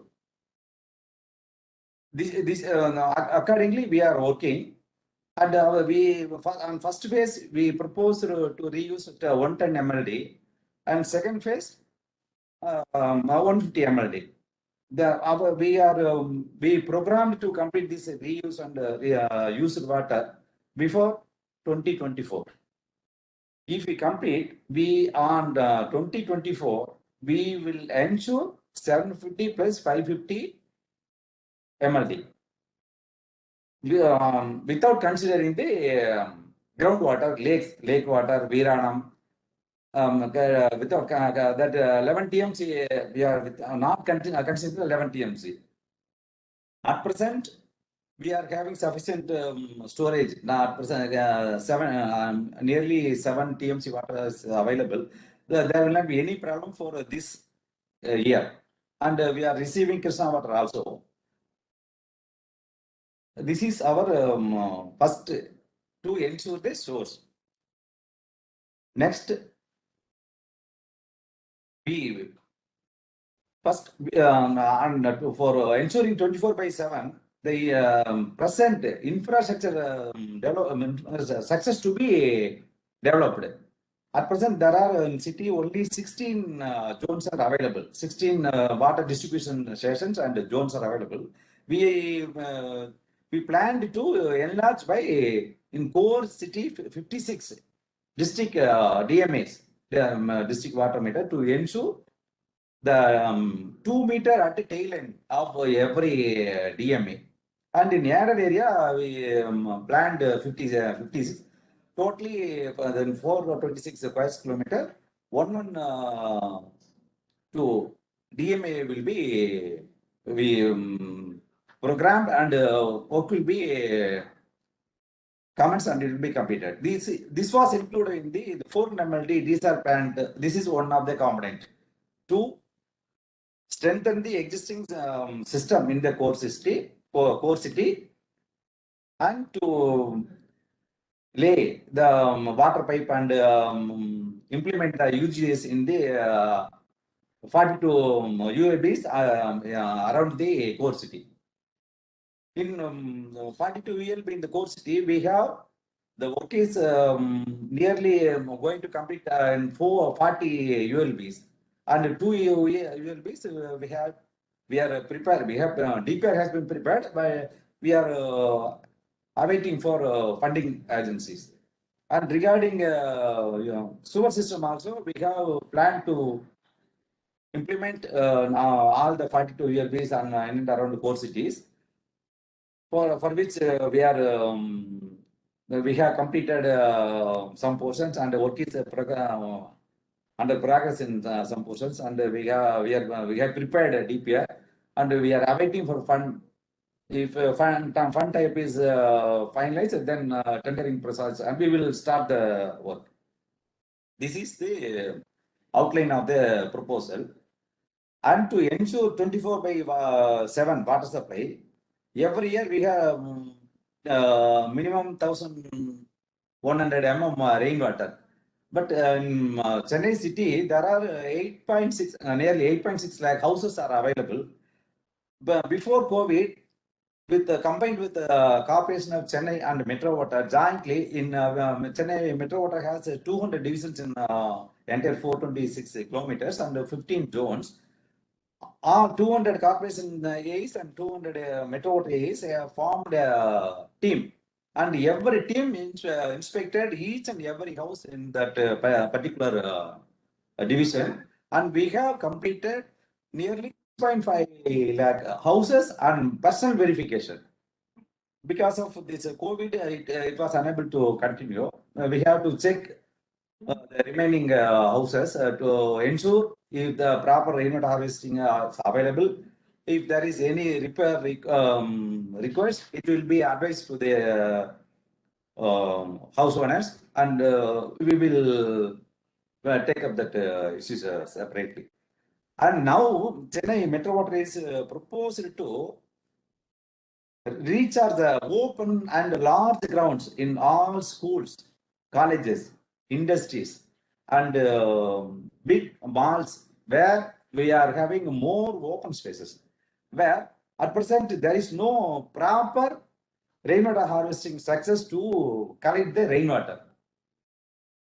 So we now the study is going on to connect the data. What is the open space available in each school, colleges, and these big institutions, where we are planned to insect the sufficient rainwater harvesting structures with the help of that institutions.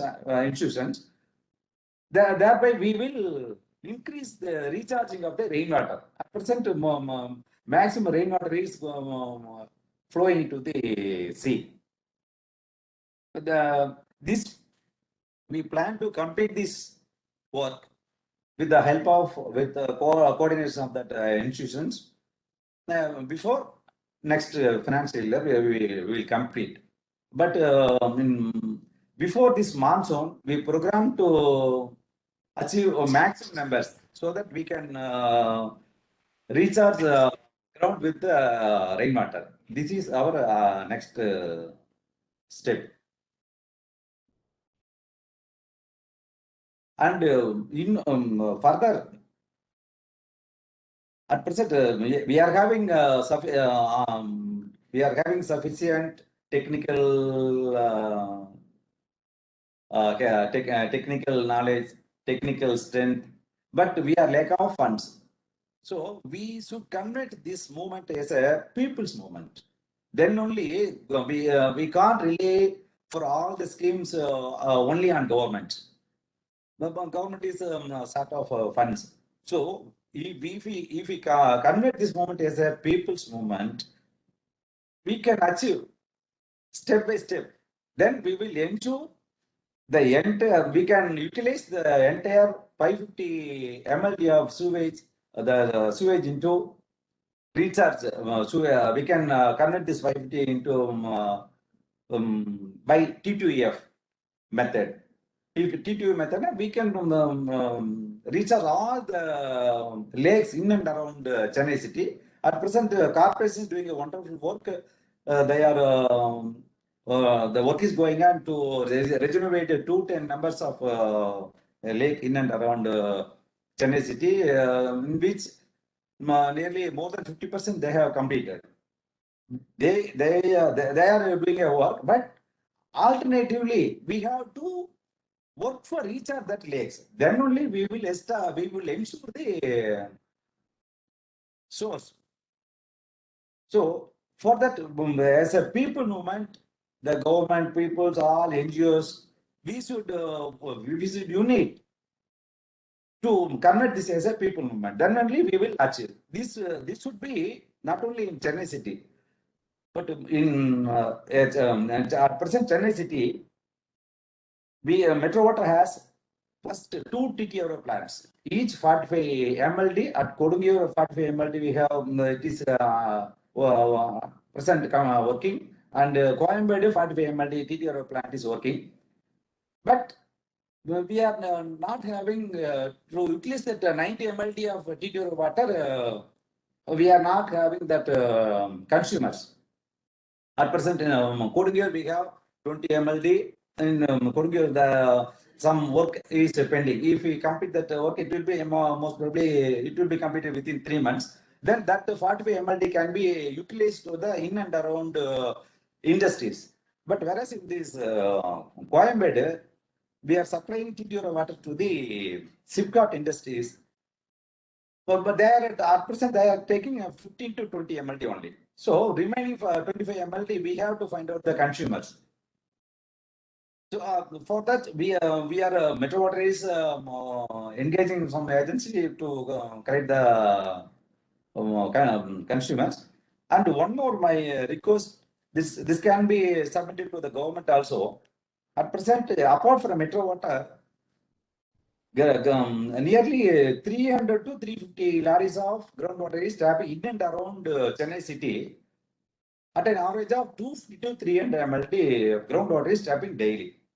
This we can, if we have in any or powerful act to stop this extraction of groundwater, people can utilize this TTR water. This can be the plant is at present 45 MLD capacity is available. It can be enhanced to 60 each. So 120 MLD of this water can be, we can utilize sewage into TTR water. TTR water is nothing but it is pure water. Where Singapore is using new water. So this can be used for the entire all construction purpose also. So we should implement some act or some law. The public in and around Chennai city should use this new water or a TTR water. Thereby, we will avoid extraction of groundwater. And we can utilize this 550 MLD of sewage water into for the public, for construction purpose and industrial purpose, and in many the cooling towers. So we are having sufficient source and sufficient infrastructure also we have developed, but we have to work to utilize this infrastructure and facilities in a proper and effective manner, for which all of we should work. We should work and we should formulate a proper law or act to utilize this water. Then Chennai will be the #1 city in the world, but 24/7 ensured water supply. We can achieve this goal. So in this regard, I want all your help, not only your cooperation. It should be conducted as a people's movement. Then only we will achieve this goal. Our Metro Water's aim is to make Chennai city as a water sustainable city in the world. We are working accordingly, sir. And one more thing, the cost of the also I will tell. If we treat the ordinary lake water, the cost will be 1.2 crore per ml. Whereas the secondary treated, that is secondary STP water, it will cost 2.5 crore per ml. Whereas desalination, it will cost 6.6 crore per ml. Where this TTUF, it will cost only 2.5 crore per ml. So TTUF is cheaper than the desal water and TTUR water. So if we use the 550 ml of reused sewage into, we convert into TTUF, then we can ensure 24/7. At the same time, we are planned and the work is going on to improve the existing water supply system in zone 13 and 10. Study has been completed, which is one of the component in the 4 MLD desal plant project, where we will replace all the damaged pipelines, and there we will ensure 24/7, and we will ensure 2 meter pressure head at the tail end. So we, in such a condition, we need not lay water service connection below the ground. If we lay the below the ground, it will cause some water pollution because of damage of the water and sewer system. It will cause water pollution. In such condition, we can lay the service connection above the ground level. So we will ensure 24/7 quality water at the consumer end. This is Metro Water's aim, and we are working accordingly, sir. Thank you. Thank you very much, sir. And one more thing. Yeah, one more question. We want to ask, this 24/7 drinking water supply is for all wards, or is it supplied to only the 100-volt wards? For the entire 426 kilometers, sir. Yes. City, it is our vision. And at present, we have installed the groundwater monitoring, automatic groundwater monitoring in all the 200 divisions. Probably you can see on website, Mananagar, wherever you available, you can see the groundwater, what is today's, what is present. Online monitor we have installed in the 200 divisions, and 15 area offices, and all the lakes we have installed rainwater gauge also. Okay. Thank you, sir. So thanks for giving a lot of inputs on what Chennai Metro Water is currently looking at. And I'm also very positive in a few years from now, Chennai will have more sustainable water system. Thanks a lot, sir. We have a few more questions. I will take it up towards the end.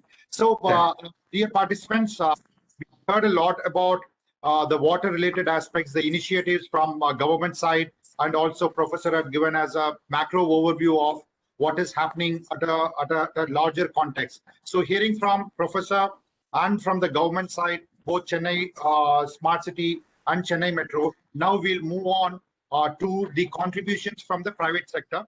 So we have 4 speakers from now on. I request each speaker to limit to about 5 minutes. They come from varied background, from water technology to policy to digital technology to township development. So I will request Mr. Saeed Amir Basha, who is the CTO of VA Tech Webag, to share his views on what is that support the private sector is looking at from the government side on water management. And Amir, I think you are a specialist in desalination of water. So share your ideas. Just please take 5 to 6 minutes, please. Yeah, thank you. Over to you.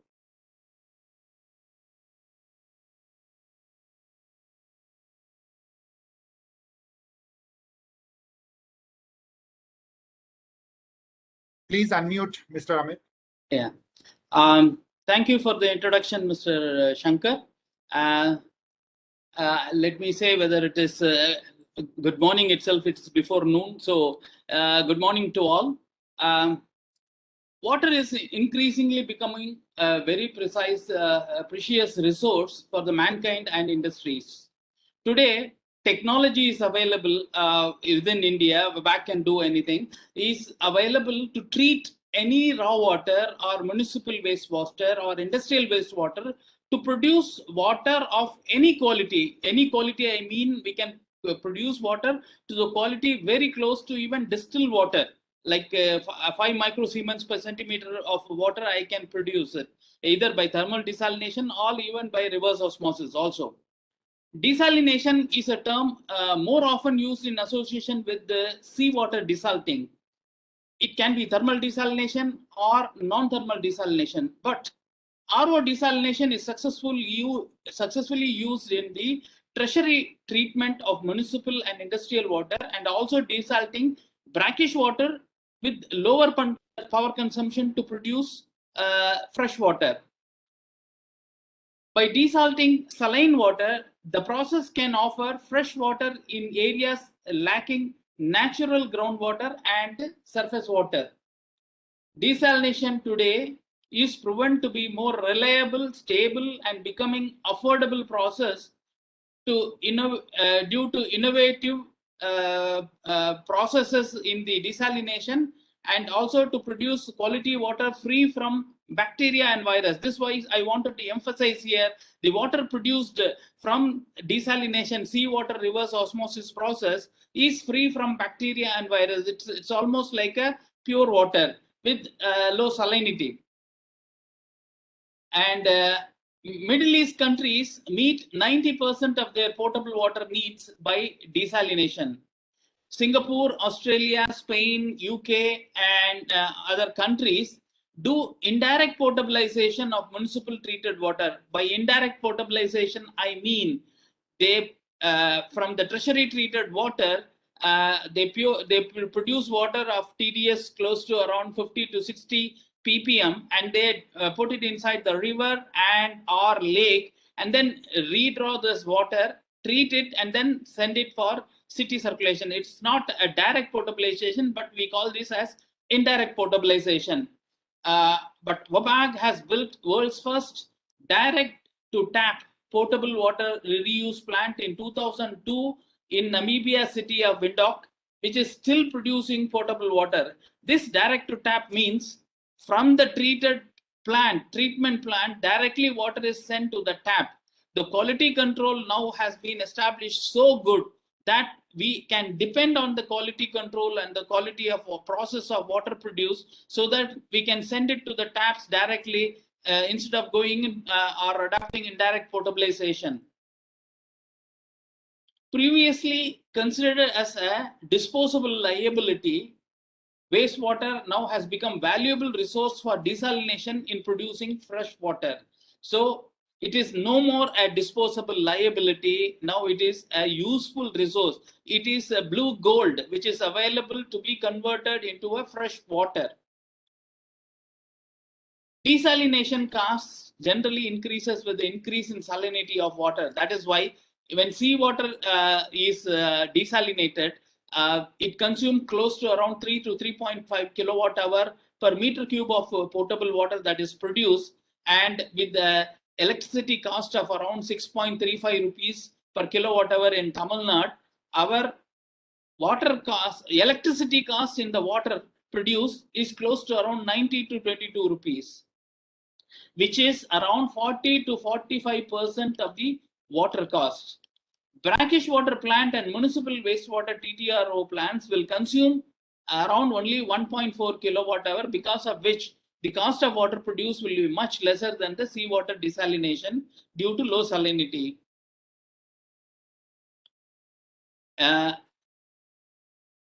International 20 years boot plants, which are mostly coming up in the Middle East area, which are a very high capacity, have brought down the desalinated water cost to 43 cents, which is close to rupees 32. This is also mostly feasible due to low electricity costs in that zone. Whereas when compared to Indian electricity cost, it is only 1/3 of the cost, or less than 1/3 is the cost in the Middle East. Reuse water produced from the TTRO plant, that is tertiary treated RO plant, is cheaper because of the low salinity and the proven treatment process with RO desalination. Chennai's Coimbatore desalination TTRO plant, built by WABAG, is an example to this. The high quality industrial grade water produced by Coimbatore is is going to be supplied to around 691 industries in Sriperumbudur, Oragadam, Vallam, and Pallipakam area. The cost of water produced in thermal desalination plant is high, so they are generally feasible in area where waste heat energy is available from either thermal plants or it is in the cogeneration plants from a power plant, which is using extracted steam or condensing steam from the power plant. As on today, seawater reverse osmosis desalination is the cheapest process to produce fresh water from seawater. Lots of development and research are going on in desalination industry to reduce the lifetime water cost. Forward osmosis, membrane distillation, solar adsorption, solar PV RO, and wind power RO are few promising such new technologies which are under trial. Saudi Arabia has built and commissioned a 60 MLD solar desalination plant in Al Khabji area, which is in the east coast.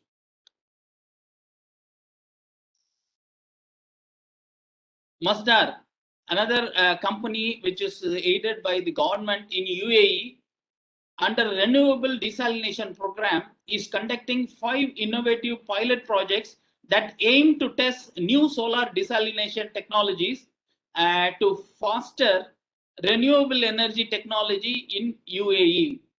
Dubai announced in February 2021 that it would begin to use solar energy from photovoltaic cell to power the RO desalination plant and produce 305 million imperial gallons per day potable water by 2030. That means 305 million imperial gallons is equivalent to around 1.4 million meter cube of water.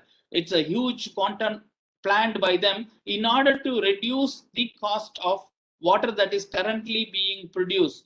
So, and there is another technology that is concentrated solar power using mirrors to focus the sunlight towards the thermal salts that could store heat and produce electricity and water by heating the water to produce steam in turn, which is be used in power generation as well as desalination.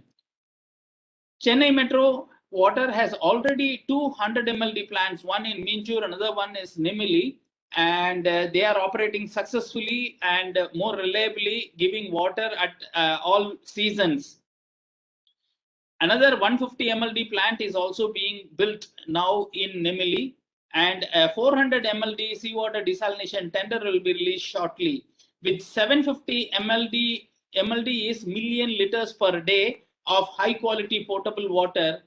Even if rains fail, Metro will get around 60% of city water requirement. Reuse of TTRO, that is tertiary treatment plant, is also planned, and already 2 plants are operating already, which has been briefed, each of 45 MLD capacity. If this capacity addition is going to be more, I think Chennai need not worry about the rainwater failing, rains failing, and they are not getting adequate surface water. So they will be able to meet more than 80-85% of the water needs from the seawater desalination and TTRO desalination plants. Few seconds left, please. Yeah. So in conclusion, I would like to recommend water is too precious to be used just once. Hence, more TTRO plants to be built to produce fresh water by desalting municipal or industrial wastewater. Cheaper electricity should be made available to RO plants to produce water at a lower cost. Cheaper electricity in the sense it is either from solar power plant or wind power plants. Promote R&D in solar desalination area, and solar power storing facilities also to be improved so that the desalination costs will come down drastically. Thank you for patient listening. Thank you very much, Amit. That was excellent. How it is helpful, and also drawing some references to the global best practices. So next we will move on to the technology part, the water solutions, more digital solutions. I request Abhilash, who is the co-founder of VGOT Utility Services. He's been the co-founder and the chief of growth and strategy at VGOT. Over to you, Abhilash. Just you have about 5 minutes. Just highlight the critical aspects of how technology can support in this water management and your experience in the recent past, the last 3 years. You've been doing tremendous work in this area. Over to you, Abhilash.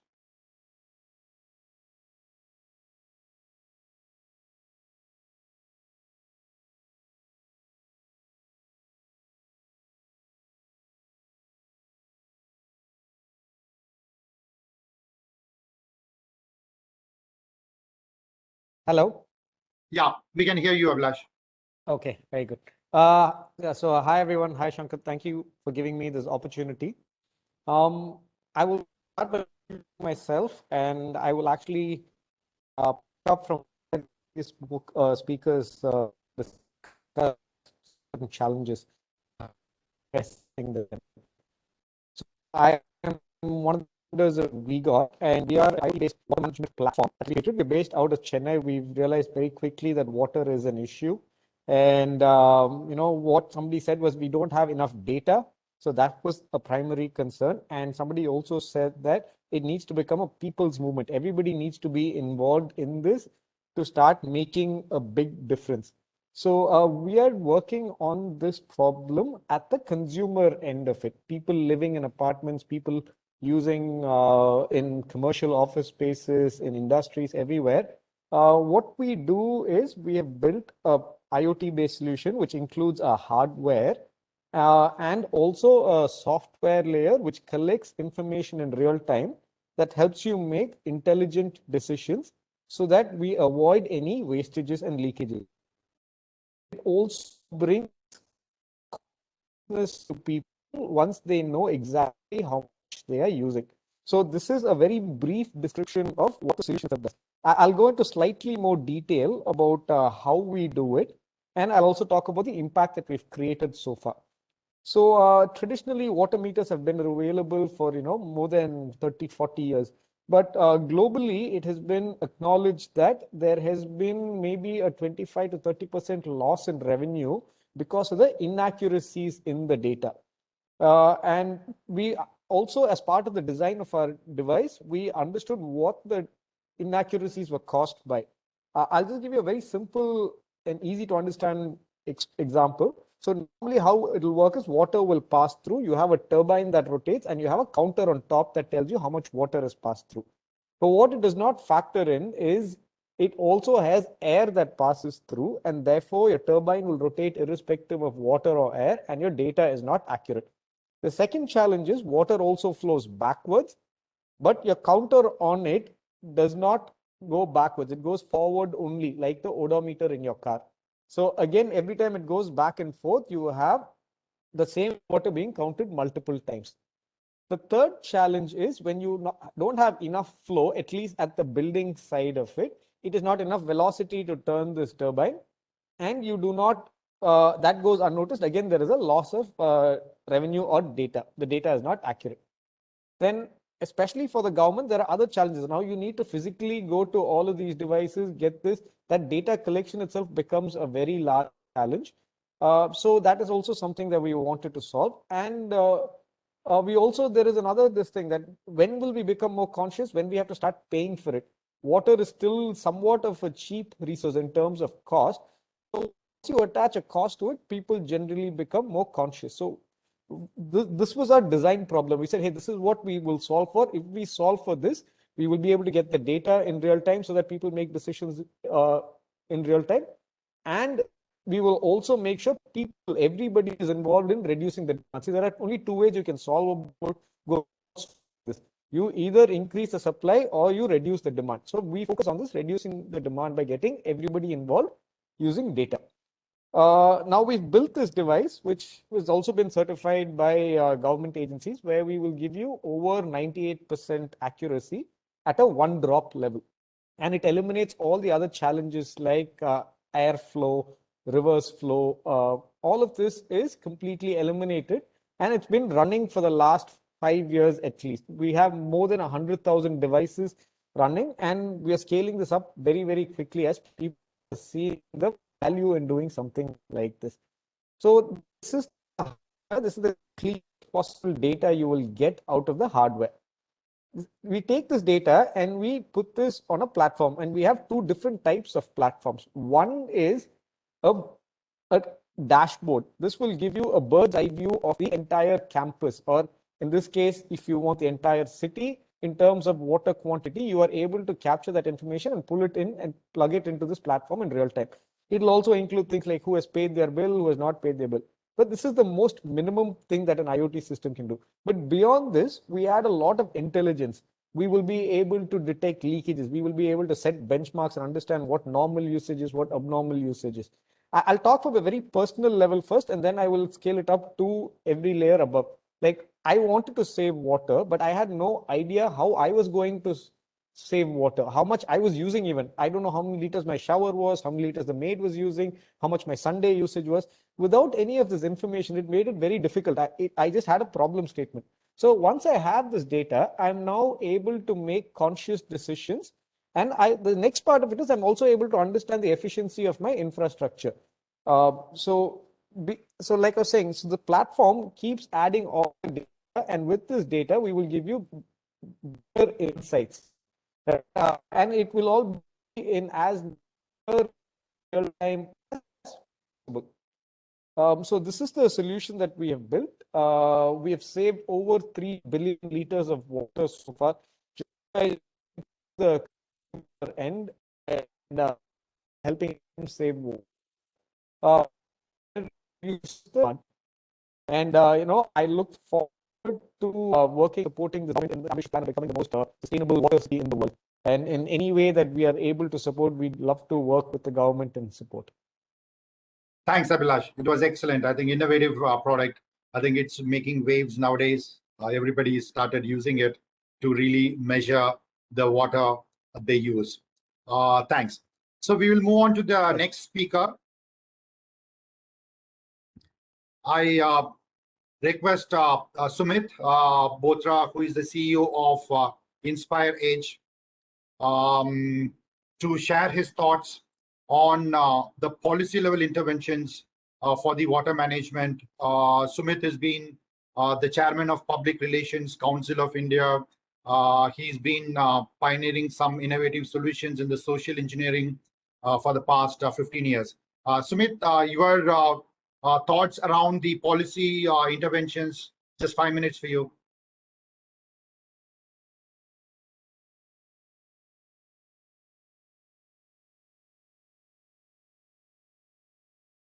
Yeah, you are unmuted. Yeah. A few decades back in our own lifetimes, I mean, did we ever imagine that there would be an event as prime as this to discuss water? Water which was available everywhere, and it was available for free. We drink it from any source that we found it on. Tap water, even rainwater. But today it's heartening to... you need to be a little louder, Sumit. The voice is feeble. Yeah. Today, it's very heartening to see, after listening to so many speakers and policymakers, that there is still hope. I mean, while we're talking of urban bodies, I would really like to point out the difference between the villages and where we've come from when we urbanized. I mean, the only difference is that in the urban areas we have pipe, water, and sewage lines, and that maintains a difference, and that is where, like Professor Janakarajan also said, that we have floods in 1 year and the next year we have droughts. So what really goes wrong?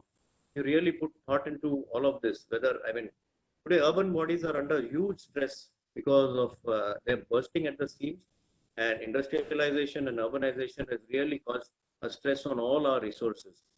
Now, looking at water part alone, since the time is also short, let's focus on the pipelines that we really have.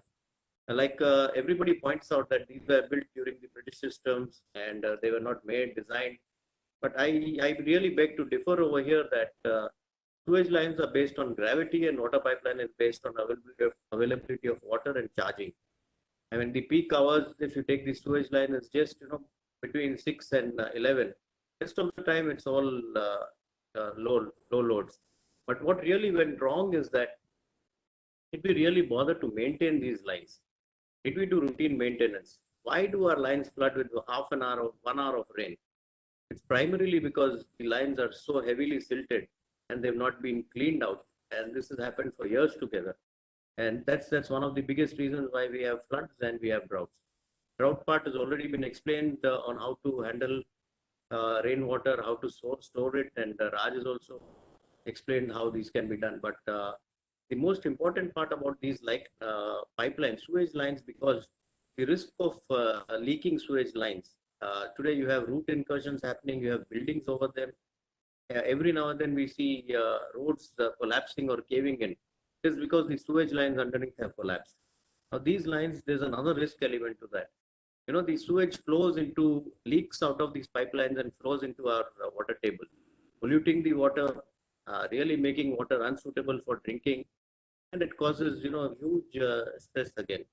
Now, while the Supreme Court has put instructions on, not allowing manual interventions, but today we have robotic means of inspection, which all the urban water management bodies and the have to adopt. There are companies which have made Chennai Smart City also took the initiative of doing a robotic inspection, where a camera is inserted into the pipeline, and then it gives you a 360 view picture of the entire pipeline, which shows incursions of missing gaskets, uneven joints, and concrete blocks, silting. In fact, it was surprising that at times in cities, pipelines have been silted to the extent of 80% and more. I mean, what do you expect if the pipelines are silted to such heavy limits? I mean, it's a common scene today to see, on the roads during the daytime that the super suction machines are actually flushing out sewage and then taking them out physically. But having a pipe, a line, I mean, I don't think that is required at all if the lines are cleaned and there is enough flow happening. Same thing with the water pipelines also. We really need to ensure, I mean, there have been pictures which I've seen that are really scary. Water pipelines, they do rust because they are not charged permanently. And since we don't have the luxury of having 24/7 supply, obviously it is unfit anymore to use these pipelines to transmit water unless the pipelines are laid or cleaned again. And going on this, I would just like to say, apart from this, there are other interventions also which are required at the policy level. Since the stress has happened because of industrialization and urbanization, we really need good sewage and water management. We also require very robust e-waste policies so that our canals and water bodies don't get polluted. Apart from that, we need total restriction on groundwater. And like Professor Janakarajan said that you cannot de-urbanize, but I would like to point out that we definitely can re-urbanize.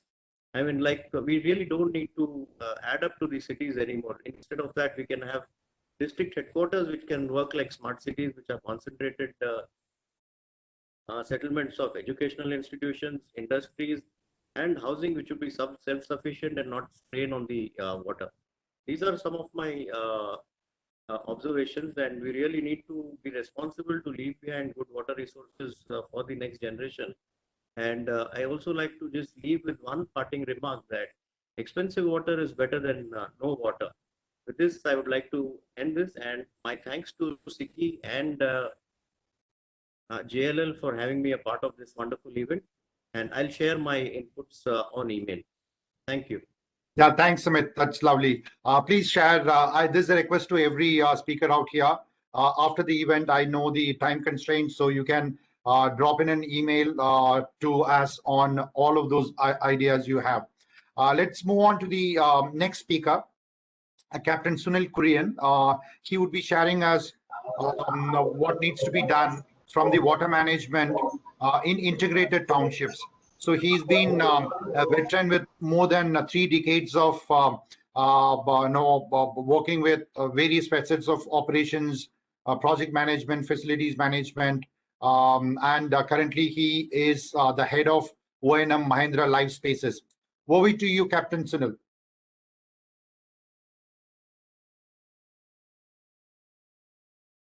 Once again, I think you are not unmuted. Once again. Can you unmute Captain Sunil, please? Yeah. Am I audible now? Yes, now you are. Please go ahead, sir. Okay. Can I thank Shankar? Thanks for taking me as a part of this esteemed panel, and thanks to the august audience here. I would like to share my screen. I would like you to let me know if my screen is visible.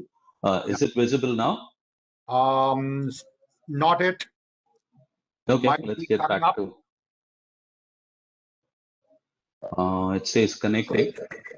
In case it's not, then I understand the time constraint that you're having. Let me start on and then move forward in case you're, yeah, I think, am I audible? Yeah, you are audible, but we can't see the slide. Fine. Okay. Let's forget sharing the screen for the time being. Let's go ahead. So for all of you, I just wanted to add, it was indeed interesting to listen to all of you, and probably what I will try to cover over the next 7 to 8 minutes is to try and tell you what Mahindra World Cities are all about, and how we are trying to be a small proof of concept for all of you in probably whatever you've been saying. Thanks, Simon, for sharing that screen. If you could move on very briefly, Mahindra World City is part of the Mahindra Group. We are a part of the Integrated Business Cities or Clusters division of the Mahindra Group. So we have two large cities, which we call as Mahindra World Cities. These are cities located in Chennai and Jaipur. The World City in Chennai is about 1,500 acres. That's a partnership between the Mahindra Group and TITCO. It's got an SEZ, it's got a domestic area. The customers are more than 65 odd customers. To be very brief, most of the BMW cars of the country are actually, or rather all the BMW cars that you see on the roads are manufactured in Mahindra World City, Chennai. And all the Mahindra vehicles are all researched and tried out in Mahindra World City, Chennai. We have all the Renault Nissan vehicles, the design centers located in Chennai.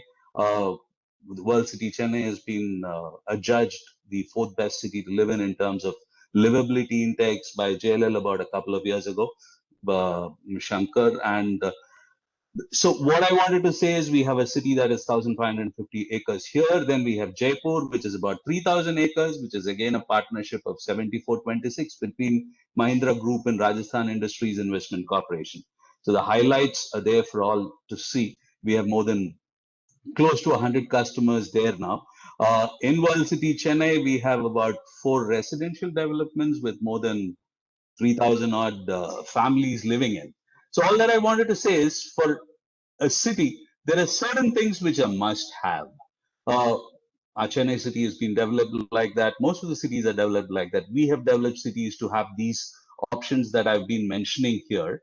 And what's most important are the points like we said, adequate water supply, electricity, sanitation, urban mobility, housing for all, connectivity, governance, sustainable environment, safety and security, IT connectivities and such things, health, education. If you come to World City Chennai, you will notice that all of them is available. Now, this is the most important slide where I want to stop. Simon, you don't need to move forward on here. I will probably finish the points that we've done till now in Mahindra World City and then tell you, and then we can close it here. And then maybe if there are any questions, I take it on. So the strategy of the World City Chennai mainly has been on these 4 major points. One, rein in the rainwater. What we've done here is in World City Chennai alone, we've got more than, for this 1,550 acres, we've got more than 53 kilometers of stormwater drains. And on those stormwater drains, we've also ensured that there are, apart from this stormwater drains, charging the perennial water bodies. We have about 7 water bodies surrounding the city, and one of them is Kolavai Lake, which is a perennial lake, which is undergoing cleaning, as you would all be knowing. So we rein in the water, and we also ensure recharge of the water as we rein in the water through our stormwater drains. In various places, we have recharge systems that are put in, right? And then, like I said, design intervention, especially for water security strategy, is very important. So the way we built the city is both locations and in all our cities that we build, we have at least 3 different lines. You have a black water line, which is a sewage line that goes across the city. We have a gray water line, which is a recycled water line that is supplied to the city. All the customers within the park, which is the residential customers as well as the industrial customers, have an option of utilizing recycled water from our centralized sewage treatment plant. And then you, of course, have the freshwater line. Like I said, what is most important in design intervention is to ensure that your unaccounted water is maintained minimum. So for our kilometers of water lines, which is, in fact, we supply close to around 4,500 KL of fresh water every day, and we have a 9 MLD sewage treatment plant. Our unaccounted water levels have been less than 5% across the years, which is very important to ensure that you're actually arriving at the cost of water. What's most important for all of us to understand is cost of water across cities, especially because it is government supply, is hugely subsidized. We don't pay the actual cost of water. What we do here is to ensure that we charge people the actual cost of water, and we also ensure that the unaccounted wastages that happen is always reduced. So we recharge, recycle, and we also facilitate alternate sources of water to industries and to residents, so that the utilization of water overall through these designs, what is the advantage of our cities is they're so designed that they can close to around 60% of water that is used in these cities is actually recycled water. All right, so that's the advantage that we can do. And landscaping is another place where most of the water is utilized, so we could use those areas and all that. Like I said, alternate sources of water, fresh and gray water. In fact, one city which is located at Jaipur, we have a state support arrangement with the city of Jaipur where we've said, you give us freshly treated water. We had the Metro Water, the person speaking, who was saying, we said that we'll take up to 20 MLD of water from you. We will further treat it and then supply it to industry. So these are the reasons why we can say if we can design a city properly, even if we can now retrofit a city properly, we could probably make citizens, the actual citizens, use close to about 60% of water as recycled water. Let's forget the drinking part of it and the social stigma part of it. Even without that, I'm sure close to around 60% of the water can be utilized through recycled water. That's where the stakeholder engagement part of it becomes very, very important. The people need to understand and be provided incentives for the water that they're using. We got way, like we've said, we've introduced certain amounts of IoT systems in place, and we're using AI to see and manage how people are utilizing water, and we would be working on incentivizing people who are utilizing less water. So what happens is, if you're charging, say, for example, fresh water at 100 rupees, we say if you're using recycled water, we'll charge you 50% of fresh water, right? And then we utilize both and then further recycle it again. That's a simple manner in which we can actually utilize the city administration requirements and then make reuse.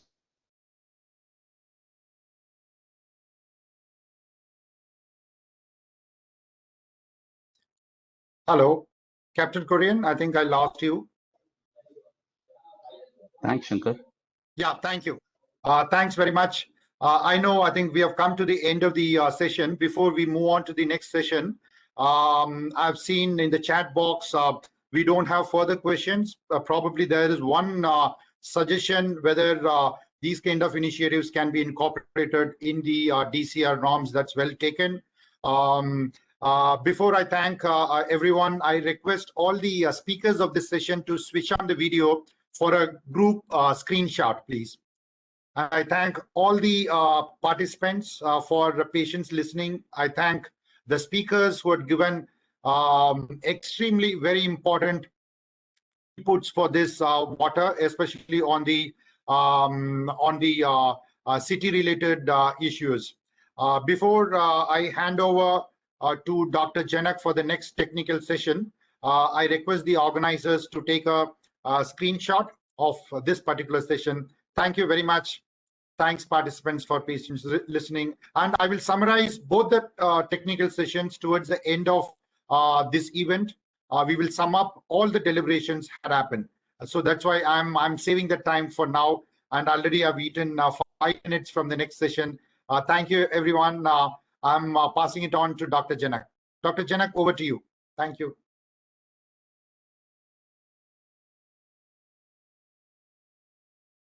Thank you, Shankar. Now we have a very important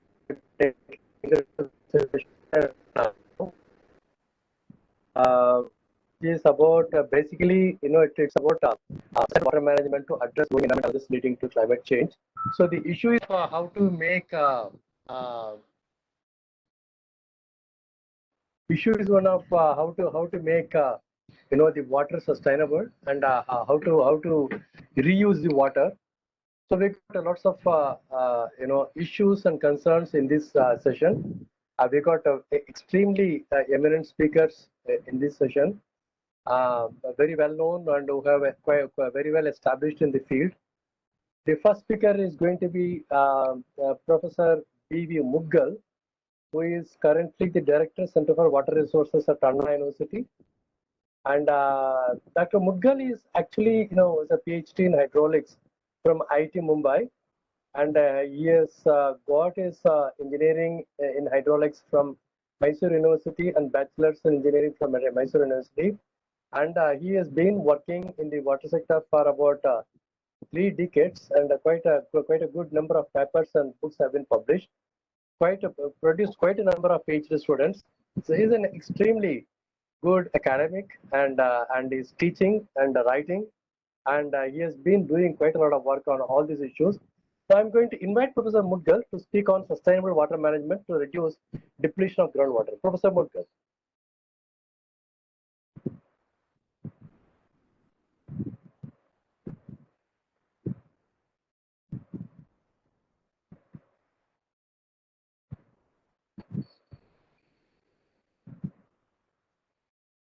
Professor Mudgal, are you there?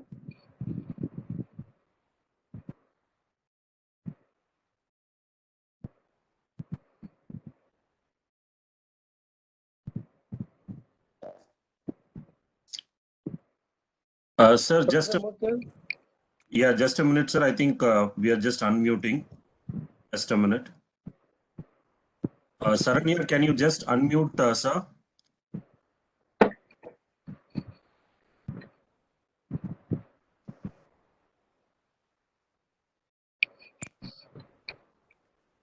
Saranya, can you hear me? Shyam from Siki IT team, please, can you unmute?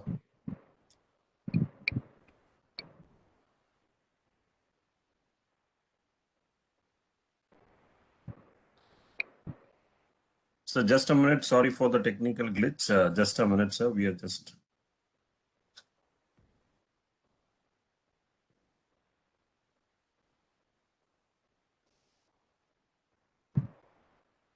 Professor, if you could unmute yourself, please. We have unmuted you.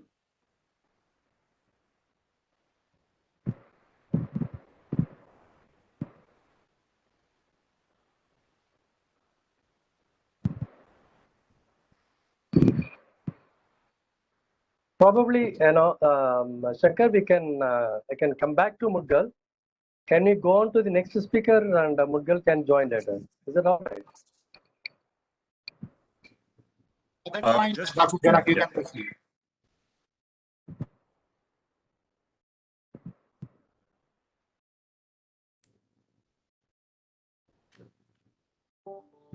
Dr. Janak, just a minute. I think everybody are on mute, all the speakers, and it's the same issue for all the speakers now.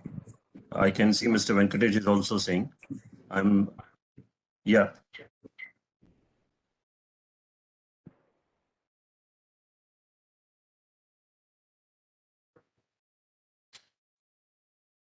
Yeah. Yeah, now Mr. Venkatesh can, I can see he is, yeah. I think I was able to unmute myself. Well, I think Mr. Mudgal is also available. Sir, if it's okay, we can start with. So, am I audible? Yes, sir, you're audible, Mudgal, sir. please go on. Come back. Thank you. Yeah. Great. Yes. Yeah. I'll share my PPTs. Yes, yes, yes. We can take about 8 to 10 minutes. Yes, sir.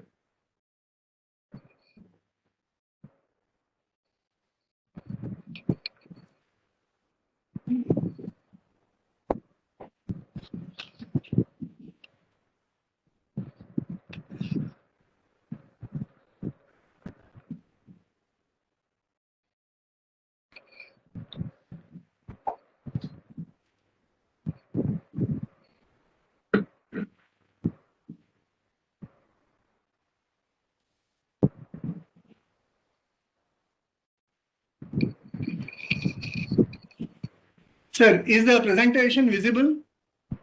Yes, sir. We can see your presentation, sir. We can go ahead. Thank you, sir.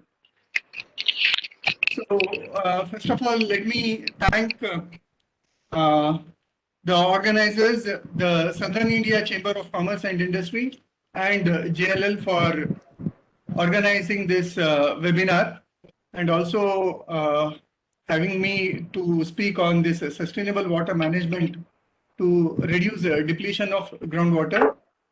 I thank the chair, Dr. Janak Rajan, and also the other speakers, J. Venkatesh, Professor Mohan, Dr. Ilangovan, and Dr. Shekhar Raghavan of this technical session.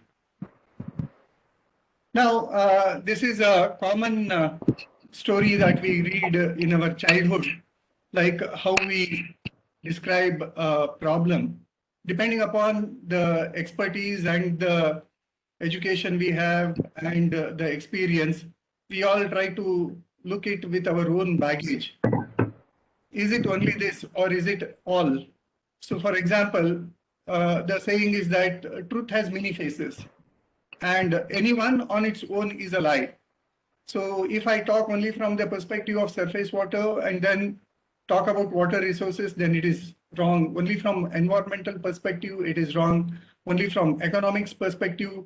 So everything has to be integrated, and that is why this integrated approach to such problem solving becomes very important. And the other issue that is that we look at what are these sustainable development goals, and importantly, the first development goal is that no poverty, and then all other 16 goals are overarching the no poverty goal. And for our session, clean water and sanitation is the important sustainable development goal. Of course, for our cities, we have the industry, innovation, infrastructure, sustainable cities and communities. Okay, climate change is an important aspect which all needs to be addressed. So if you look at water and its related issues, it's more than a couple of sustainable development goals are involved in water sector. So now there is always a conflict between development and environmental sustainability. And here, when our growth is exceeding the carrying capacity of the environment, then we reach a tipping point. And once we reach the tipping point, and any further development may irreparably damage the environment.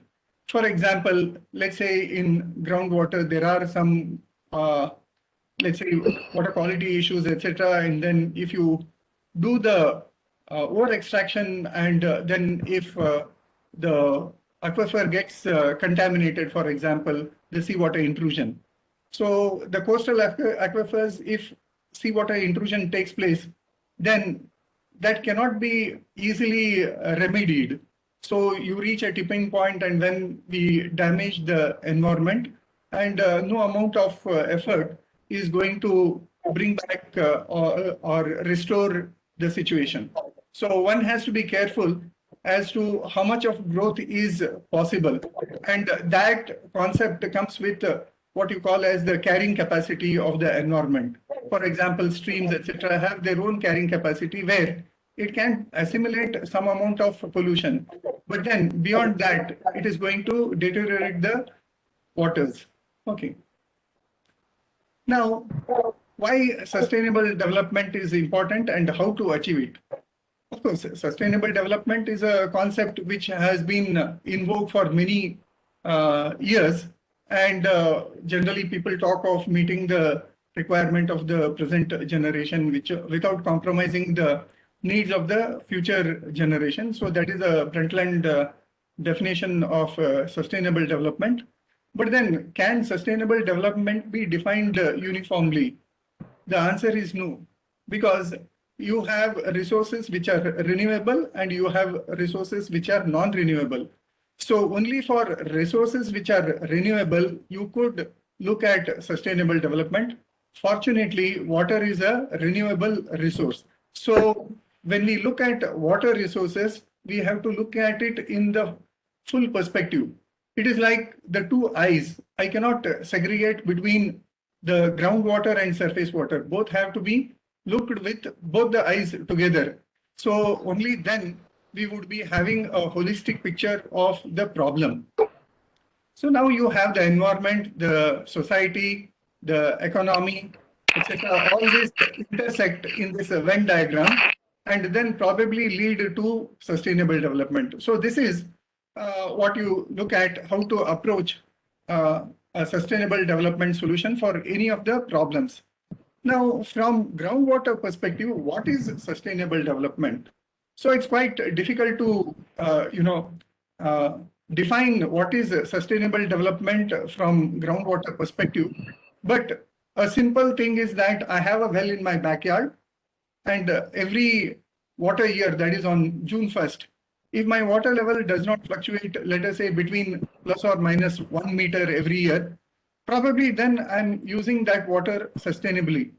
Otherwise, if the water level goes on depleting year by year, then probably that is not a sustainable development. So here, it is like our bank account. We need to recharge the groundwater and use only a part of the recharge for our use, whether it is for agriculture use or for industrial, for domestic, whatever use, we need to use only a part of the recharge. Then only we could achieve a sustainable development from groundwater perspective. Now, if you look at the Indian scenario, this is the map of dynamic groundwater resources by CGWB as on March 2017. So this is the latest this thing. So you will see that parts of Punjab, Haryana, Rajasthan, then southern Karnataka and Tamil Nadu, all these are areas where you have lot of exploitation of groundwater, and mainly in the peninsular India, because it is a hard rock terrain, the problems are much more. Now, you have this categorization of firkas based on the stage of groundwater extraction. You have safe when it is less than 70%, semi-critical between 70 and 90%, critical between 90 and 100%, overexploited over 100%. And you also have certain firkas which are saline or poor quality. So all these totally add up to 1166 for our Tamil Nadu state.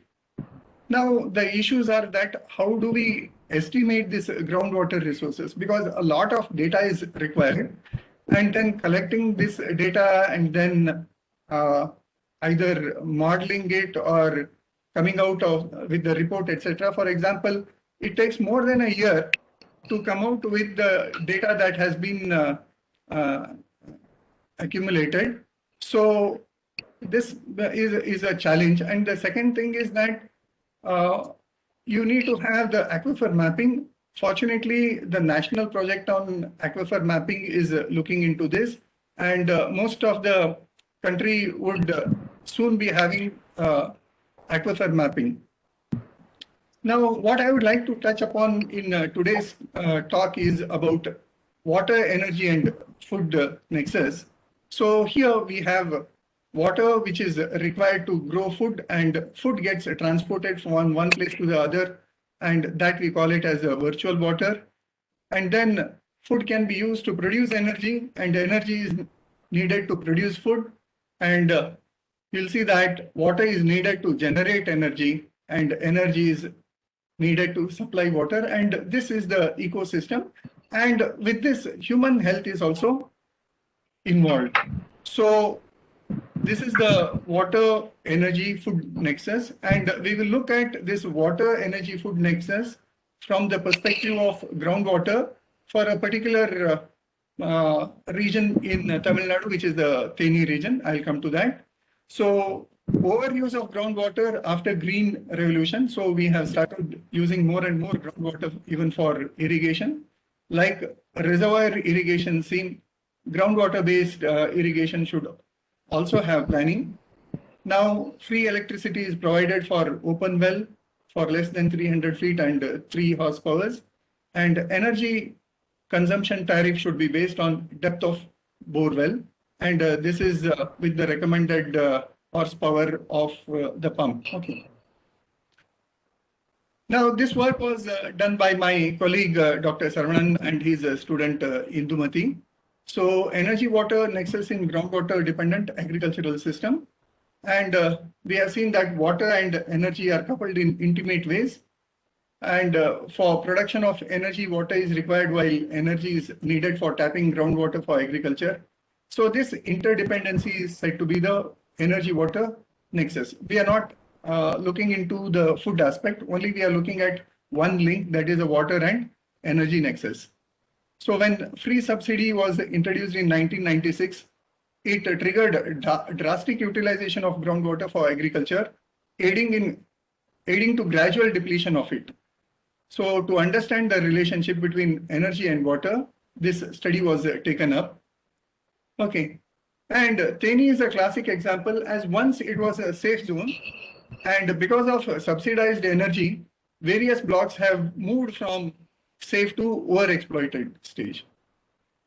And this is the clipping from the Hindu, where you will see that this region, Theni and Coimbatore region, you will see that the average groundwater level, May 2011 is the blue line, and May 2014 is this dark blue. So you'll see that more than 16 meters there is water depletion, which means that especially these areas where it is marked in red, these are the highly affected districts of Tamil Nadu from groundwater overexploitation perspective.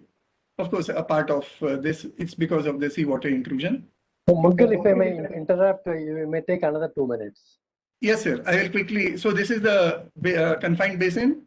Then here it's an important slide where you will see that the net area irrigated using surface water is going on decreasing, while the net area irrigated using groundwater is going on increasing. Now, this is the methodology where interdisciplinary approach was used. Both socioeconomic data was collected using this PRA tools, and then groundwater modeling was done using the mod flow. Okay.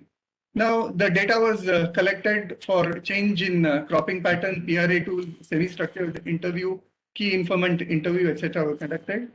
And this is the picture of semi-structured interview with farmers. And there were also key informant interviews with the agricultural offices. Okay, and the results are here. You'll see that the impact of energy on groundwater level, and there is a steady increase in the usage of this electricity, and reduction in rainfall and enormous energy utilization has its impact. And when utilization reduces, groundwater level shows an increase. Okay, now to conclude, optimization and groundwater simulation studies were carried out, and the major finding is sustainability of groundwater can be achieved only when an optimized cropping pattern is followed. Now, some points to ponder for implementable action plan. Can big data be used for collecting data on groundwater pumping with inclusion of technologies like IoT? In parallel with national water policy, can we have a state water policy? The new national water policy is due next year. Then a major hurdle in groundwater management is the Indian Easement Act, which is a British era act, and it gives enormous freedom for the owner of the land to exploit water of course, the draft groundwater bill, which is suggested by this thing, is under active consideration of the government. And of course, important thing is what is the impact of environmental flows both on surface and groundwater. This is an issue which we need to look into. And impact of climate change both on groundwater and surface waters. Of course, the climate change simulations are done with which have a lot of uncertainty, but then we need not wait for 30 years, 60 years or 100 years. We need to have adaptation strategies. And these adaptation strategies can be easily done utilizing the historical extremes like floods and droughts. For example, the 2015 flood that devastated Chennai. How are you going to do adaptation? Or for example, the drought of 2003-2004. Should, God forbid, another such drought occur, how are we going to adapt for such hydrological extremes? With these few words, I would like to conclude, and thank you. Thank you, Mughal. Thank I you, think sir. you emphasized an extremely important point of the need sustainable development, particularly in the context of renewable resources such as groundwater, and you emphasized the need for integrated perspective of not only society, economy, and environment, but also the food, energy, and the groundwater nexus.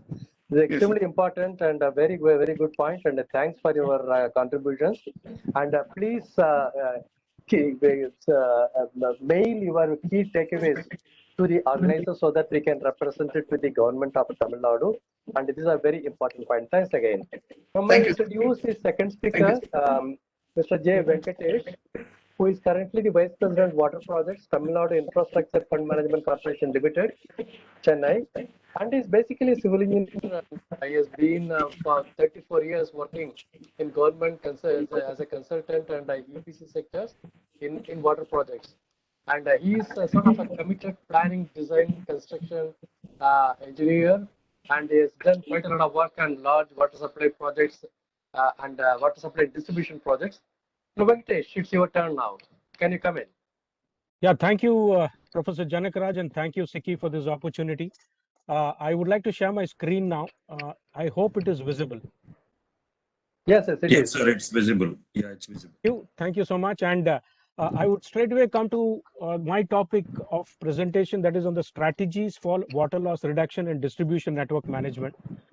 This is more from the distribution perspective in terms of drinking water supply, more on the urban sector. And I would set the context for the presentation on some of the scenarios that we have, present scenario, on the challenges that we face in terms of the distribution network per se. I would like to start with the network first. The network, most of it is managed by the utilities or the boards or the corporations, etc. And there is a lot of scope for interventions to scientifically manage the network, because at present it is all managed manually and ad hoc basis, and the valve operations are little skewed. So there is a lot of scope on network management. The second one is on the non-revenue water, as we call it. This comprises of the real losses, which is the losses in the pipes, and also the apparent losses, which is actually the losses due to thefts and losses due to inaccuracies in meter reading, and also non-billable water in the system. So this also has to be benchmarked, and there is no specific number assigned to each of the urban areas currently. The third one is on the asset management, where the data of the pipelines, of the walls, of the appurtenances, of the system per se is not so organized, or it is not made available to the operator or the utility per se. So forget about the data on the existing assets. Even when it comes to the assets that are to be done for the O&M, like for example, if you need to do a preventive maintenance, or if you need to do a proper maintenance on predictive maintenance, we don't have enough data to actually do some kind of an AI-based studies or apply any AI-based interventions in our O&M systems. The next one is, of course, you see it is on the measurement, which is a major concern for us. It's a big challenge, because while many of the metering has happened on the bulk flow, that is the flow that is coming into the system, there is not enough metering that has been done on the consumer end. Therefore, what is happening is we are not able to measure the NRW, which you see on the other side of the screen.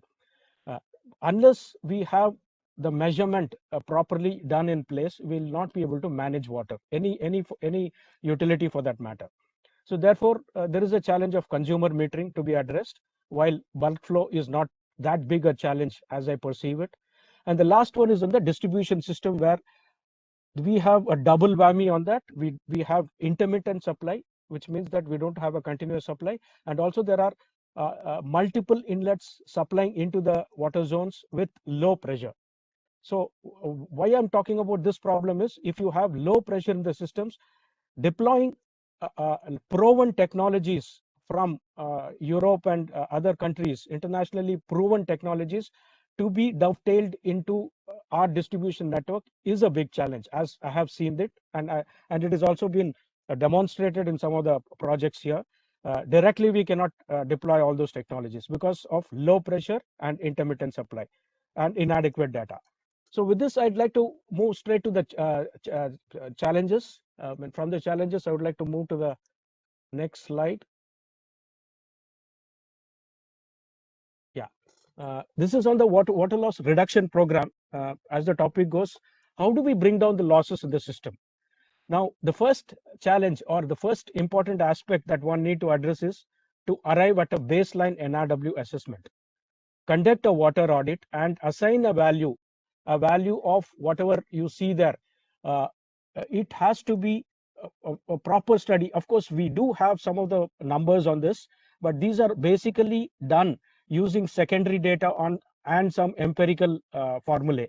So this may not be so accurate. So therefore, there is a need to actually do some pilot study on that. Maybe deploy some kind of temporary meters on the consumer end if there aren't any enough, and then do a proper measurement of NRW and fix the baseline value.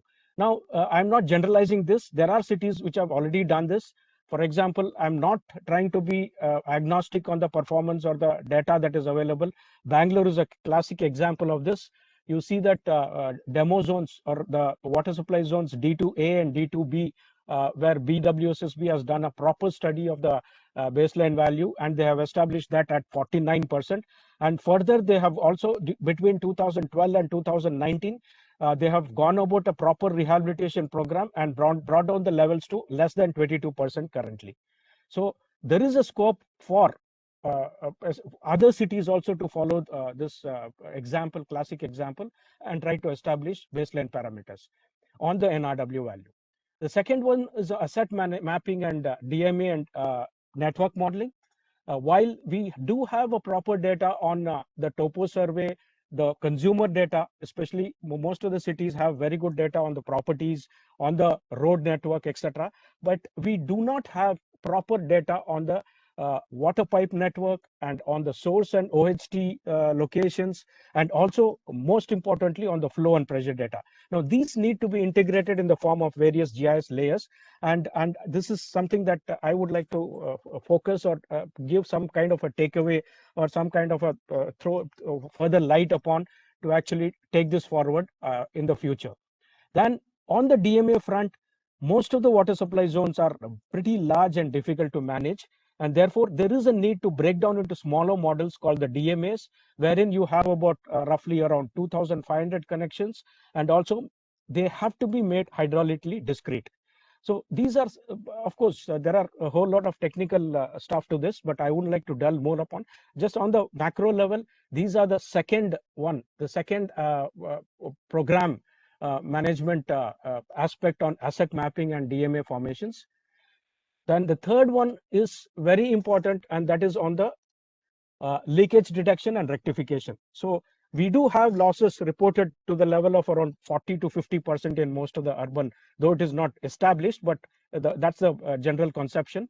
And we need to actually do a proper leakage detection and rectification program in all our O&M maintenance activities and utilities. So my suggestion here would be actually to, along with the maintenance crew, that we have in most of the corporations, boards, and utilities. We need to have a O&M crew that actually does leakage management. Maybe 3 or 4 people, trained technicians, can actually handle these devices, listening sticks, acoustic sticks. You have the ground microphones, you have the noise correlation. There are various technology interventions. There are devices that can actually detect the leakages. All these are acoustic devices, and this has to be deployed at strategic locations. So this has to be done, which is missing in most of the city water network utilities. The next fourth one is on the pressure management. We all know that there is a variation in consumption, the peak flow, as they call peak consumption during the morning and the evening hours. And as the consumption goes up, the pressure drop also occurs. Therefore, the point on equitable pressure distribution does not occur in the network. And the second aspect to that is, with the pressure, when the pressure is high or low, it also directly affects on the losses. The more the pressure, more the leakages. That's how the relationship is. And therefore, equitable pressure management is a key and a very important tool to any of the networks that we are going to manage. Now, also, there has to be at least 3 to 4 critical measuring points in each of the DMAs, and data from these loggers, from these pressure transmitters, has to be constantly, maybe in an interval of half an hour to 1 hour, depending on how much life of the battery that we would like to have. It should be transferred to the control room to actually do the pressure management data analytics on a more dynamic and real-time basis. These are some of the methodologies that we actually do. We already have, and we need to deploy these appropriately depending on the budget that is available with the O&M aspects. The first one, you have valves, you have pressure reducing valves, you have NRVs, you have motorized valve, and all these can be deployed depending on the need and the requirement for it. This also can be integrated with the PLCs, programmable logic control, and also the remote terminal units, and that can again be connected with your data management center. Therefore, we have a proper assessment or a control and a monitoring system in place. The fifth one is on the meter data management, which is very, very important, especially on the consumer metering point. Abhilash, Sumit, Bodra, some of the earlier speakers touched upon this, so I wouldn't like to dwell much on that. Currently, we are in a regime where most of the meters are non-AMR multi-jet meters, where there are errors and inaccuracies prone to be while collecting data from these meters. And there is a scope for actually going into AMR systems and AMI systems, where we can have real-time data captured into our central management server, and a better AI-based data analytics can be done based on the IoT sensors that are deployed. There is a scope for that. And last but not the least, I would like to touch upon the consumer literacy and awareness. Somebody talked about people movement. This is something that we really actually take cognizance of. We need to actually use take the confidence of the consumers, and there has to be social scientists in at least 1 or 2 in the utilities to actually address these issues. In the UK, in the Trent and in the Severn Trent utilities and the Thames Water, they have a couple of scientists, more than 2-3 social scientists on a full-time basis on the roles of these utilities. So maybe we should take cue from that and try to understand how the consumer behavior is, and how we can actually address conservation of water into various aspects or dimensions of our water management program. And last, I just want to touch upon the technology aspects of pipe network management. We have a whole host of technologies available. You have pressure transient analysis. We have inline robotics using images inside the pipes. You have the robots going inside the pipe, crawlers that can actually send the data, and we can do a condition assessment. We have the satellite imaging scanning, which is also called the synthetic aperture radar, which actually understands or senses the stamping of the water signatures under the ground up to 3 meters depth, and we'll be able to make meaningful interpretation whether there are leakages in the system or whether it is contaminated using sewage, etc. And finally, you also have the acoustic technologies. So these has to be deployed in and it has to be customized. I just would like to sum up here. These are available. These technologies are proven abroad in the developed countries, But at the same time, this cannot be directly adapted or deployed in Indian conditions because of those two constraints that I mentioned earlier, that is on the low pressure and also intermittent supply. So there is a scope for customizing these, and we have IITs, Innovation Center. They're a wonderful job in creating some smart balls which can go inside the pipelines and detect the condition of the pipe and also the leakages. That has to be given more importance. And my take would be we should actually improve and encourage such technologies which is developed indigenously and try to deploy them for our Indian conditions.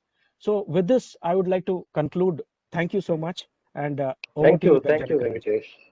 Thank you, Venkatesh. I think you touched on an extremely important subject as a strategies for water loss reduction in distribution and network, and it's very, very, very important. And we are losing quite a lot of water in the distribution network. Not only pilferage, but it's a reduction for many reasons, leakage for many reasons. I think it's a very critical subject. Please send your comments and key takeaways to the organizers, and we have to pick it up and take it up this issue with the government of Tamil Nadu. And certainly in the context of all cities, it has got to be done. Thanks very much. Now I'm going to introduce the third speaker for this technical session 2, Professor S. Mohan, who is the Chair for International Water Association for India, and he is at the moment the Chair Professor at the Indian Institute of Technology in the Department of Water Resources Engineering. And well, I don't have to introduce. Many people know about him, and he's a very well-known professor, and has been teaching for 30-40 years now. And he is also the chairman of the State Expert Appraisal Committee for Tamil Nadu.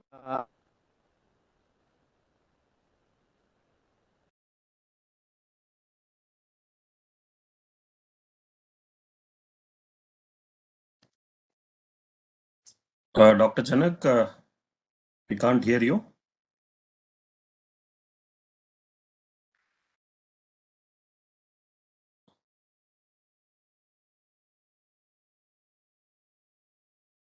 I think, Dr. Mohan, I think you can start. Yeah. There is some Okay. technical glitch again. You can start your. Okay, right. Good afternoon to all of you. What I'm going to touch upon this 5 to 6 minutes, water reuse technologies and emerging contaminants, which we have to take care if we want to be very healthy and hale for today and tomorrow. So, what is reuse?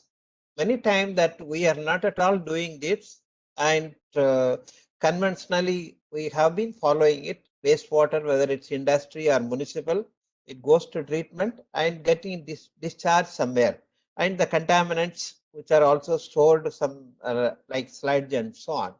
Whereas the reuse concept, which we may have to now look at or insist on it, is the wastewater which comes to treatment, and you try to recover the value, which is energy, salt, and metals, and reuse for agriculture or recharge aquifers or indirectly potable by recharging, and cooling water and industrial use. So this concept, I think we have to start working on it. Otherwise, it will be very difficult to match our demand or the supply, because the supply is constant, but the demand is has been gone increasing because of the population. And I would like to see from a city how this reuse concept will be helpful. So if you look at the elements of the city where the water is being used, you can just see house, railway station, defense building, retail, educational campus, hotels, hospital, and so on. If the city has to be water efficient, then each building has to be water efficient. That is my suggestion, that unless we do, it is not only distribution or something, each building has to be water efficient asset. So I would go for, rather than a centralized approach, a decentralized approach is very much needed. In that means you separate the black water and separate the gray water, and gray water with less, you can do a small treatment and then reuse it. for something maybe untouchable, where we are not going to touch, especially toilet flushing, you can reuse it. Whereas we have been oasis, we take the water, flush it, and it goes into wastewater, and finally, whether it is treated or untreated, it again come to water supply. So the separation of gray and black water is very much essential under the conditions if you want to be water efficient. So the dual discharge, or what do you call the dual plumbing, that what it is needed for 100% reclamation of water. So black water can be easily treated, and in fact with less energy if you are not diluting with the gray water. So black water which can be treated very quickly compared to you dilute it with the gray water and then treat it, it takes a lot of energy. So the centralized only STP or sewage treatment plant, the percentage of water recycled is maximum 10 to 20%. Whereas if I make it decentralized STP, only STP for an apartment or hotel or whatever it is 50 to 60% that you can reuse it. On the other hand, if I have decentralized STP with gray water, black water separation and treatment, plus rainwater harvesting with alert-driven operations, it is almost 100% that it can be efficient in water utilization. So any building, if the H2O is again efficient, the cities will be more efficient. So please try to attack rather than whole city of creating another wastewater treatment plant or sewage treatment plant. Let us go for that each apartment should be zero discharge and zero waste, or there is no solid waste would come from that. So that's not the subject of this, but I would say that that's the most culprit which will pollute all the water sources. So in the old city, sometime or the old portion of the city, it is very difficult to again go back for the dual plumbing. So on the other hand, the expansion or the new city or the boundary or the corporation, we have to insist on the combination of decentralized and centralized system, where the new buildings will be having a decentralized and to be developed. Whatever you are doing as a neighborhood, that should be completely decentralized system asset.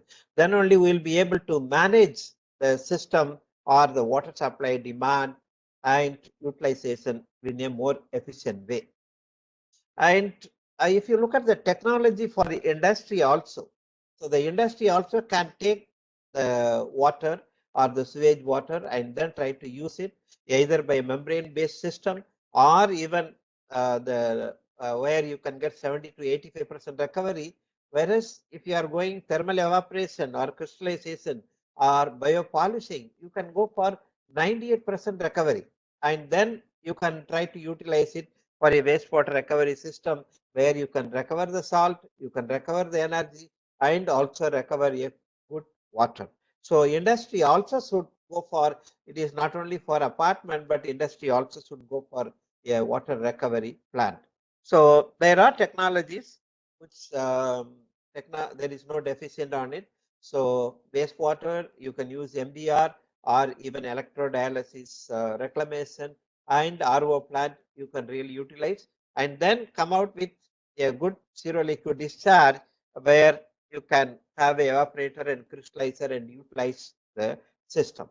And the current technology, there are robust technologies, and there are challenges which are there in some of the oil and this thing, but there are a value chain along the technologies, and technology wise it is not a problem at all. So we can use the good reliability, good predictability, good maintainability, what it is there. I think we need to adapt it. The many times that we always say that this is very costly, but if you look at the damage that what we are causing on the environment, and also getting the water additional 1 unit of water, it's very difficult. I think there it will break even with the cost of the environmental cost. If you are working out, then it will be automatically break even. The last point which I would like to say on this is what is called emerging contaminants. So this is very important because we are not concerned about this, and this is much more concerned to the human health than your BOD or COD or any total dissolved solids and so on, because nowadays we are using some kind of a many products and which contains a lot of this emerging contaminant.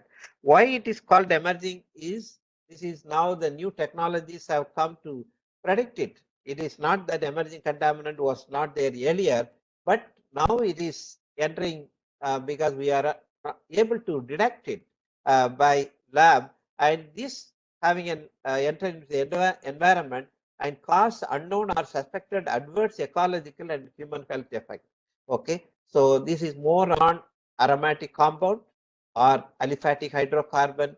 There are many compounds which are coming as I would say 57% is coming from pesticide, 17% from pharmaceutical, 15% from surfactant, and 7% is from personal care product. You can see now every street has a beauty parlor. So all those discharge also can come, and 5% phthalate. Phthalate is nothing but the most damaging element in plastics, which will get dissolved into it. So in addition to the, there are many active pharmaceutical ingredients and personal care product, pesticide, endocrine disturbing chemicals, and even the artificial sweeteners have a lot of this element.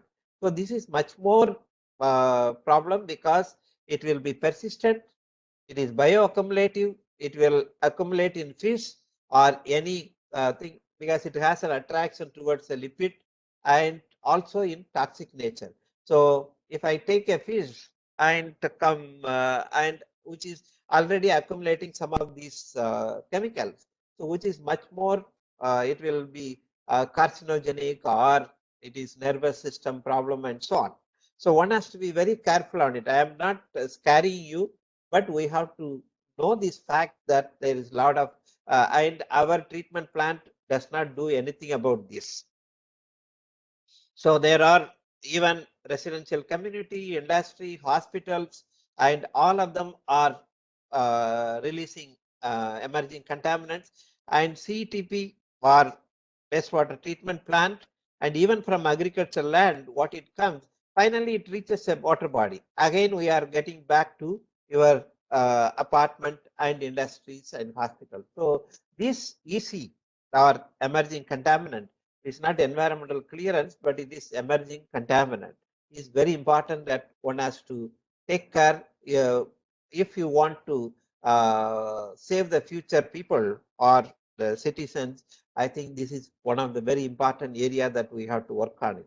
And just putting it, it is not only having a problem of mental disorder or kidney problem, it also making the hormone change. So the first impact which has created in US, it is all male fish are becoming female.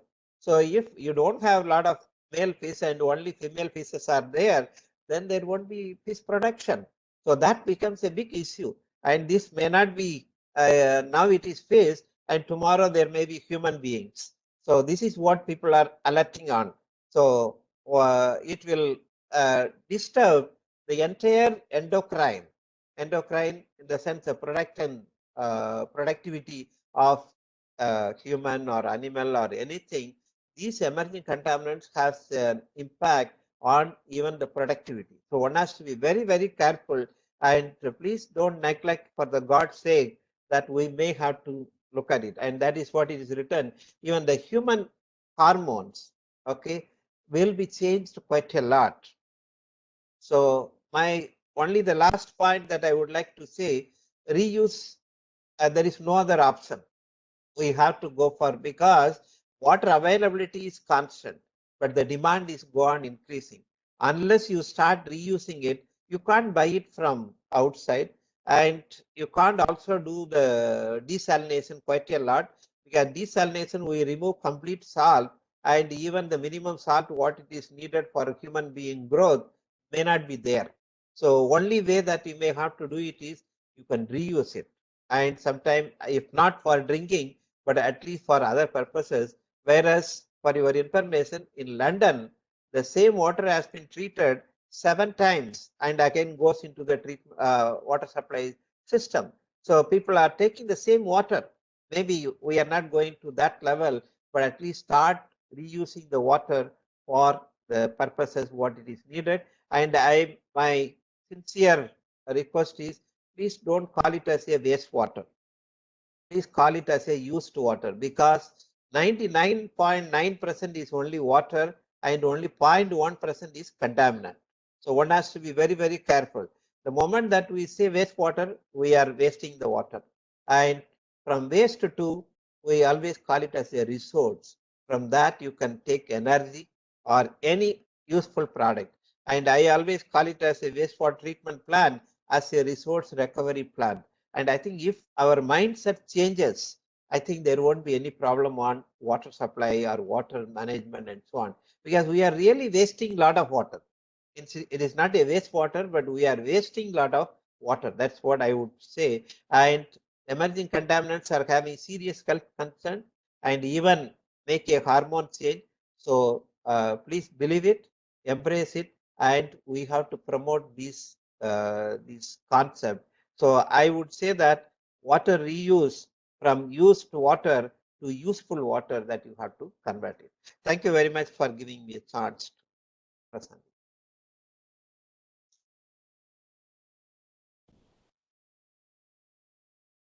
Hello. Thank you, Dr. Mohan. Dr. Janak, thanks a lot for your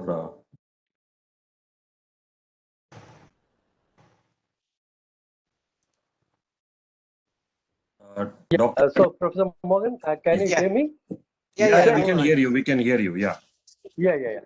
So it's a wonderful presentation, and in fact, you emphasized on a very important point of decentralized resource recovery plans, or STPs. So wonderful. Yeah. I think you also made a very pertinent point of when each apartment, hospital, hotels, office complexes, everybody should have their own treatment plants and make it zero liquid discharge offices. And also you emphasize that the industry should be water positive, and they should also be zero liquid discharge policy. They should also have a zero liquid policy. And the most important point that you made is that the emerging health problems. I think these are important issues, and if you can also put down in writing and send it to the organizers, and we should be in a position to take it up with the government of Tamil Nadu. Thanks, Professor Morgan. Now I'm going to introduce Dr. Ilangovan, who is a practicing environmental engineer, and he has got his master's in engineering from Government College of Technology, Coimbatore, and he had completed doctorate on restoration of polluted lakes, water hyacinth control, and management and wastewater treatment. And he has been working in several organizations and NGOs, and he has been a sort of a practicing environmental engineer, and he has got quite a lot to tell us. But still, he's got a vast subject, he's got a vast, knowledge. But I would like to request him to restrict himself to 8 to 10 minutes. So, Dr. Ilangovan.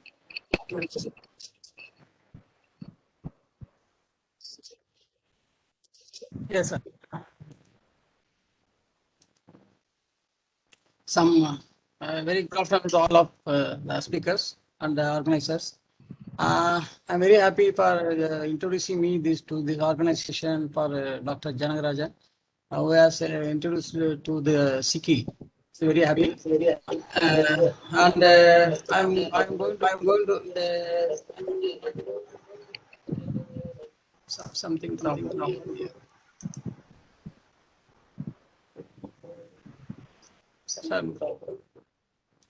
Is my screen sharing with you? Yes, sir. We can see your screen, sir. Yeah, we can see your screen. We can see you. Request all participants to please mute. Yeah. I can come back. Screen visible, sir? Okay. Yes, it is. Anyhow, thank you very much.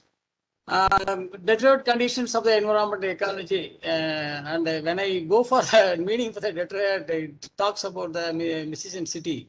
and other things. But anyhow, the thing is the degradation or environmental damage we can understand. And environment management for certain water resource development is I'm going to address even how it has deteriorated and how we are poorly managing unscientific ways and how we are going to see with the alternative technology at that time. So in this, I am going to share with the two concepts only, the present status of water resource sector and a new tools for water, sustainable water resource development. So water resources are closely linked with the environment that we have to understand. The basic authorities of the PWD or Todd Board or the metro cities or municipal authorities, we have to understood that water is closely related with the environment, especially the Western Ghat and Eastern Ghat are the reasons for the origin of all our rivers, starting from Narmada, Dabadi, Krishna, Godavari, whatever it is. That we have to understand. Second thing is, our ultimate aim is to solve our drinking water and industrial water requirements, sustainably increase our food security for future generation. So this is Sirwani Dam is located Western Ghat, Kodiveri Anakat across Kaveri River, constructed by 360 years back by Tipu Sultan, and Granada River, great Kadigal Cholan, and we are supplying water, rural water supplying like this, and the food production is also very big problem today we are talking. And the problem is whatever the water shared for the drinking water or the industrial water, that has to be shared from the food production only, for agriculture only, that has to be shared. Because the urbanization increased in Tamil Nadu and Gujarat and other Kerala state. Tamil Nadu is #1 state. So whatever the more water we need for 24/7, that has to be cut short from the agriculture and we have to give it. That is the thing we have to understand. And the present issues, we get water from rain and interstate transfer also we have here. And our resources are rivers, streams, dams, reservoir, lakes, tanks, and interstate transfer, groundwater aquifers. So the problem is climate change and global warming, cyclone, flood, drought, and drought desertification. These are the major problems. So we have to mitigate. We have to give solution for these things also. But we cannot give solution for the natural thing. But we have to ourselves to adopt technology, to adopt the system, so that we can have a less damage. Depletion and pollution are the major issues now we are facing. The enforcement of water, river basin degradation, dumping of all kind of waste, whatever the waste, discharge of industrial and domestic partially treated. We are beautifully coined the partially treated, semi-treated, and like that. Those water also discharging in the wastewater. The reason for the partial treatment is lack of technology. I am working in this field for more than 15 years. I see that whatever the technology today adopted, whether it's lagoon is one of the best technology, but we don't have space to have that technology. So ISP trickling with the RBC, RBR, or even latest technology, MBBR, MBR, SBR, all these technologies having a lot of constraints on final tertiary treatment. And for all those things, they are using chlorine gas or chlorine liquid, or sometimes UV rays, sometimes ozone. These are all limitations. And dumping all kind of wastage, especially municipal solid waste, e-waste, biomedical waste, construction, that all in water body you can see. So rain is a conventional method, Anakat is also conventional method, Anakat conventional method, dam construction also conventional method. Smart handling of interstate issues is very much needed today, and we have to get water from at the same time we have to tackle our natural disaster and pollution in the river basin. That is the major issues. So the three dams, mostly polluted dams in Tamil Nadu, is a Kalavarapalli Dam, which gets water from the wastewater from the Bangalore city and the Karnataka, and the Kodagana Dam. Already it has already degraded because of the tannery wastewater discharge from Dindigul area. Varathupalayam Dam, it is also degraded due to the polluted wastewater from Tirupur dyeing units.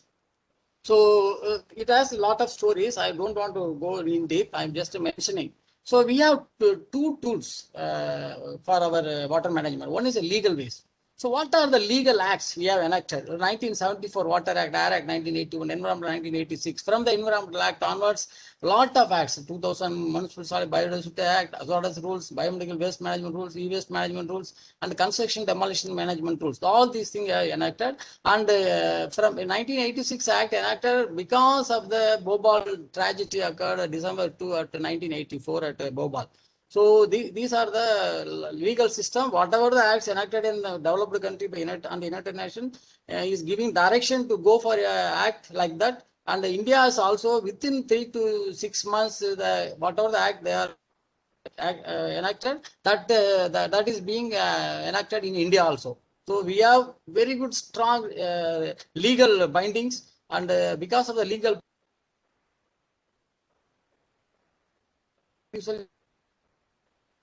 closing of dyeing industries for 750 industries and the closing of sand mining at Tamrabarani, all these things happen because of that. Okay. So second thing, we have a lot of technology, sustainable approach, ecosystem approach, river basin approach, holistic approach, integrated approach. These are the common terminology we are using. All these things are technology. These terminologies are mentioning that we have to save our environment without affecting environment. We have to give our development works. That is the basic things. So is it possible giving development works without affecting environment? Definitely possible. From my understanding that we have to consider only 10% of money, 10% of mind, 10% of our human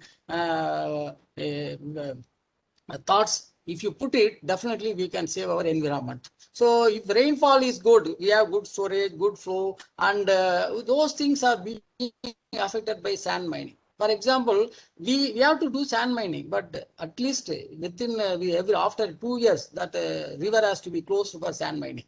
So this kind of study is also not taking care in Tamil Nadu, but in Kerala and Karnataka, I went there. I have seen that they are closing some 2 to 3 years for the entire river basin, some part of river basin, and again they are opening it for after 3 years or 4 years. Like that, I have recommended this kind of concept during 2005 itself to my engineering chief. At that time, I was an assistant engineer, but it was not considered because of the research and other things are not familiar with the PWD. Anyhow, so I am next going for the natural resource linkage with the water resource department.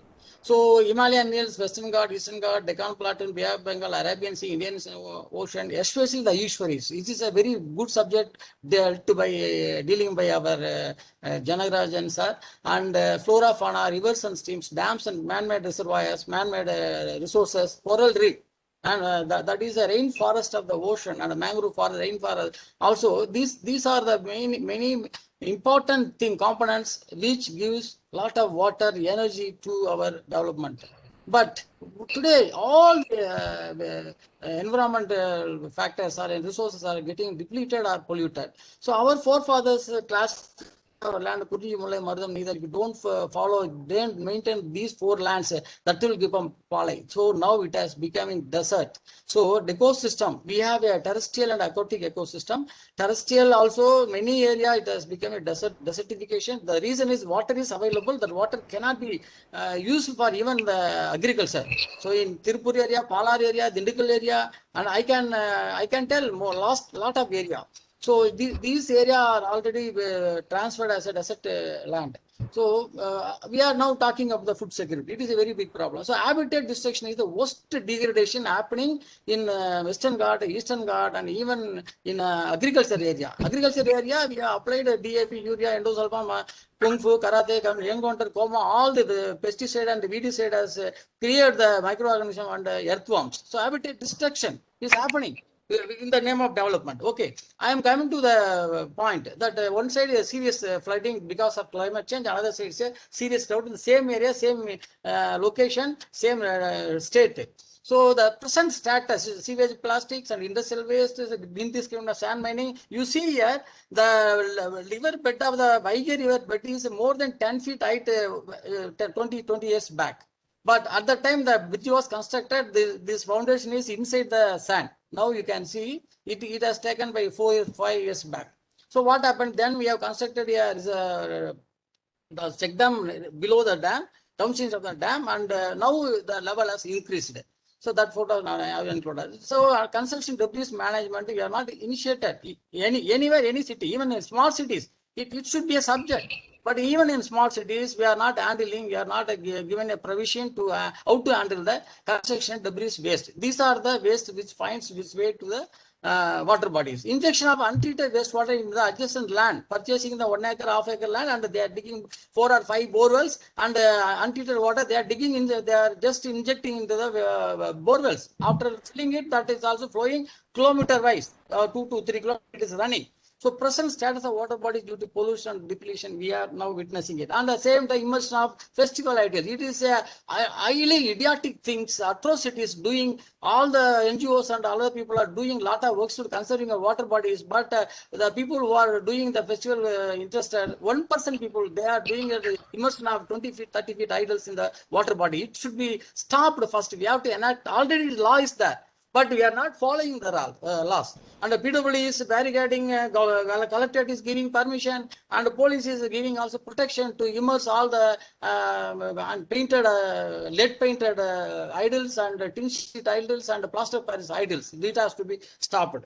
Okay, my others is in short, I am the water bodies. Any water bodies gets rainwater from rain and industrial waste and agriculture waste. And it is a non-point source pollution, industry a point source pollution, and domestic waste is a point source. What is the solution? Simply you put a ETP in full-fledged manner, STP in full-fledged manner. What is the meaning of full-fledged? Today, more than 100 STPs are constructed by municipality as well as God board. But the final treatment, especially the tertiary treatment, it is not functioning. I have inspected more than 15 STPs all over Tamil Nadu, where the STP, the bacterial load and E. coli load are escaping, and they are not doing properly. The reason may be the administration, budget, and so many things, but it is not working. What happened? That untreated or partially treated will discharge in the water bodies. Ultimately, the fresh water also getting polluted. Ultimately, we are suffering for water things. So, chemical-free farming, organic farming is the solution for the agriculture non-point source pollution problem. But that's why we have integrated. This is the integrated approach. Any water bodies. Dr. Elangovan, can you I will take another 2 minutes. So okay. Yeah. Okay, I will in 2 minutes I will complete. So we have a lot of positive things. One thing, we do not have more scope in new dams. The action plan needed only for top most priority. Is a catchment management program. Micro level water management is possible. Lake restoration of conservation, reuse of fully treated reused water, community micro irrigation. I am talking about the micro irrigation, not talking about micro. It is community micro irrigation. For example, if any water body, you can see your picture is here, a canal is there. Individual farmers are doing micro irrigation. That is called micro irrigation. But all the canal, all the people, 150 farmers also put together, put up a pipeline and getting water through all the branch lines. Then we are calling it as a community micro irrigation needed for today's water scarcity. Promotion of organic farming is mandatory needed for solving our water issues. Coastal management in agriculture. So at the same time, interstate talks also we have initiated, and 3-level talks already over for Anamalayar, Nallar, and Pandiyar Ponnamada team. This has to be continued even this year. So the previous government, I am also member in the both committee, and definitely it should be enhanced.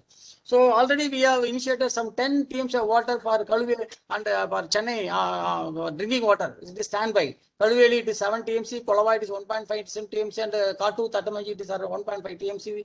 3 tanks under execution. Recharging groundwater, 350 artificial wells already in execution, and so many things were done by WRD cell, special cell. So I am not giving in detail, but I am forwarding this slide to the organizer Siki.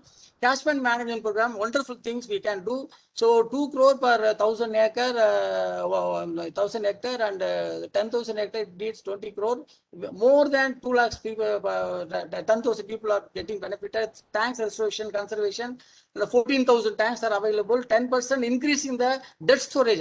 What I mean is, normally the irrigation tanks we have a level, bed level at the sluice level. I don't mind it, but you have to go for a deepening of the level. We don't have any land acquisition problem. Definitely, whenever flood comes, if we increase the 20% of the dead water storage level, 10% to 20% dead storage, if we are able to keep the water below that sill level, definitely for 1 year or 2 years, the water recharging will be getting benefited.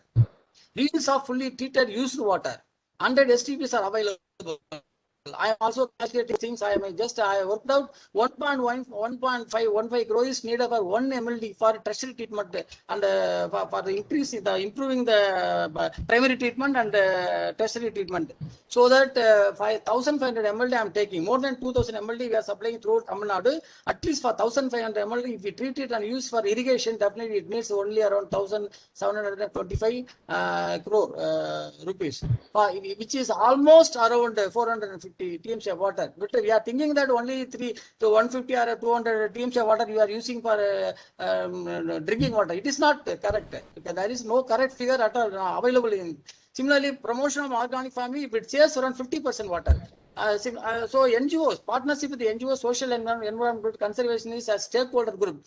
More than 200 groups are working across the state. If we have allied with them, definitely they will take care of the maintenance and the enforcement problem, all things they will take care. So the government has to think that there has to be consider each group. Definitely they have to recognize the groups. That is the only thing I propose here.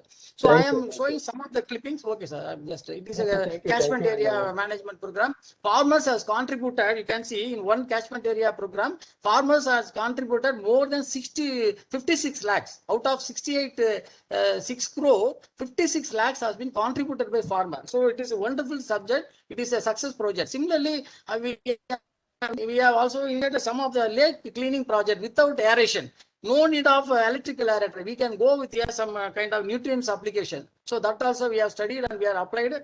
And you can also see the bioengineering measures is needed for the desilting of lakes. If you go for engineering measure, it is very difficult to dispose the desilted air. If you go for a bioengineering measure, you just have a island, and even if you have island, some water will be quantity of water will be lost. There is no time. There is no time. Please So conclude. this and similarly, all the palm trees we have Please to conclude. save. Some new technology, EBP and nano-algae, and similarly that analyte and biosafe. These are some new technology available for wastewater and the lake that can be clubbed together. Definitely, it will be more useful.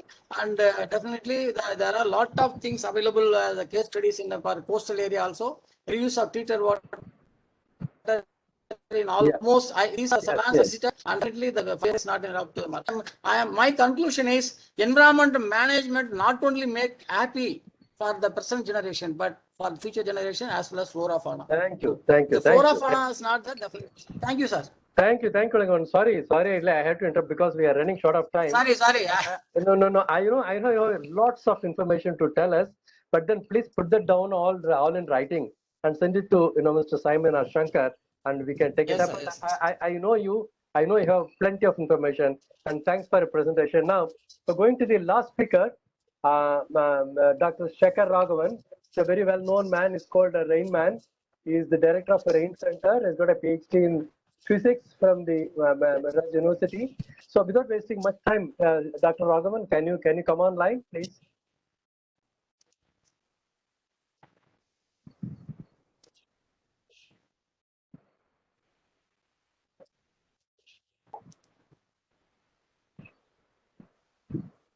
Dr. Csr Raghavan? Yes, sir. Dr. Csr Raghavan is online. Now you can speak, sir. Hello. Yeah. Yes, sir. We can hear you. Yeah. It's very unfortunate. Sir, 1 minute, sir. Request Dr. Elong just close the screen, sir. Stop sharing the screen. Thank you very much, sir. Yes, sir. You can go ahead.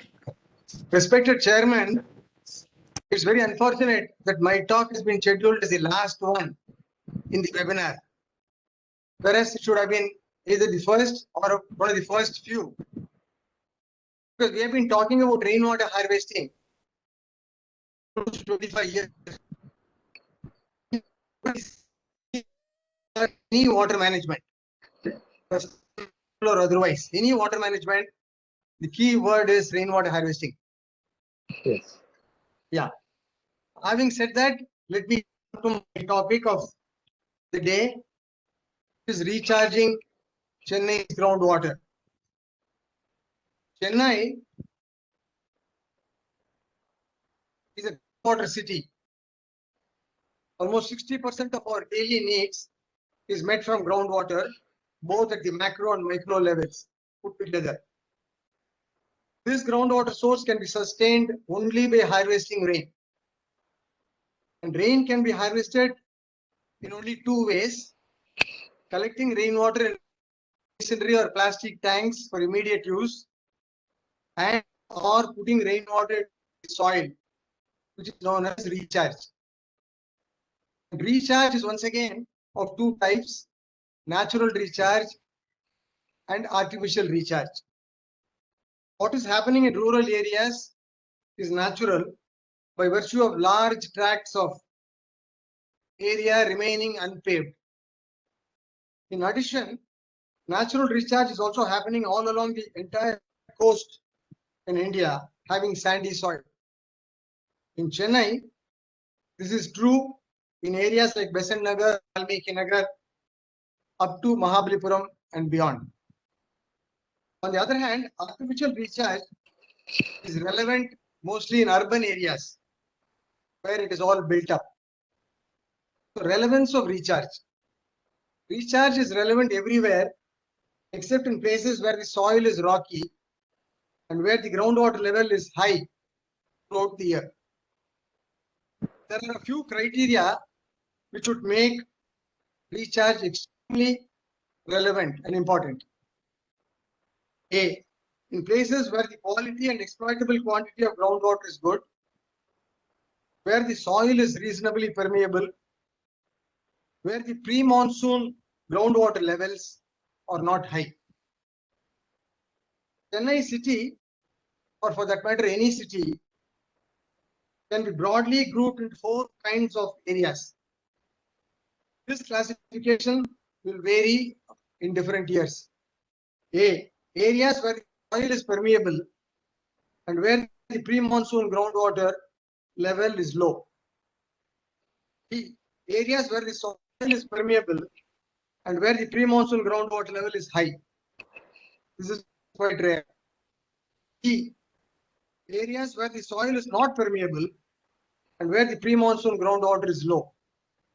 And the fourth and the last, areas where the soil is not permeable, example clayey or rocky, and where the pre-monsoon groundwater level is high. So we should, the first kind is the most suitable one for recharge, and there can be no reason for not doing recharge the first kind of areas. Areas of Chennai which fall under these 4 groups will have to be identified, understood, and documented, and follow-up action taken accordingly. For collecting rainwater in a masonry or plastic tank for immediate use, rain falling on rooftops alone is preferred. Whereas for the second option, which is recharged, rain falling on both rooftops as well as the driveway is preferred. Even the urban runoff can be used for recharge. Recharge should be carried out through recharge wells. They are 15 feet deep and are made using cement rings readily available in the market. The diameter of these recharge wells varies from 3 to 6 feet depending on the catchment area and left empty and covered with a thick RCC cover. At the micro level, every resident should ensure that every drop of rain falling within the premises is harvested either as collection for immediate use or recharge. This in turn implies that rain falling on both rooftops as well as the driveway is harvested. The latter invariably goes to the street through the gates in every premises. This will have to be intercepted near the gates and led into recharge wells. At the macro level, is mostly public spaces, rain falling on which is presently channelized in stormwater drains and discharged into the sea. Thanks to Greater Chennai Corporation in several areas of Chennai. This is being widely promoted by GCC as a flood mitigation measure. This should not be thought of as the only flood mitigation measure. Even recharging is. The first step should be to make as much use of recharge and then only consider the option of discharging a large quantity of rainwater into the sea year after year. Secondly, and last, floods and droughts are best prevented than cured. Recharging groundwater will help to prevent this to a large extent. Thank you.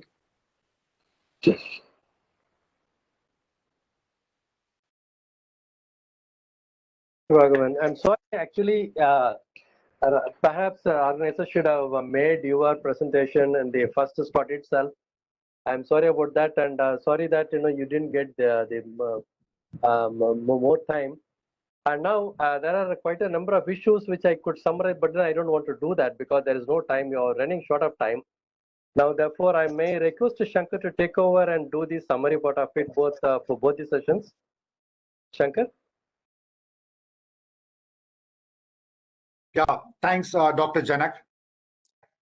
So maybe I will take a couple of questions, Dr. Janak. Anybody can answer. I can see many questions that have already come in. I'm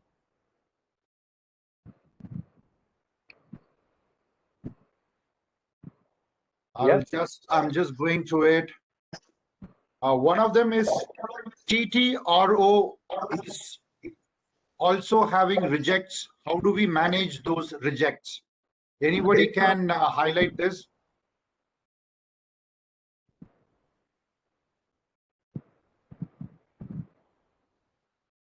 Then we have another question.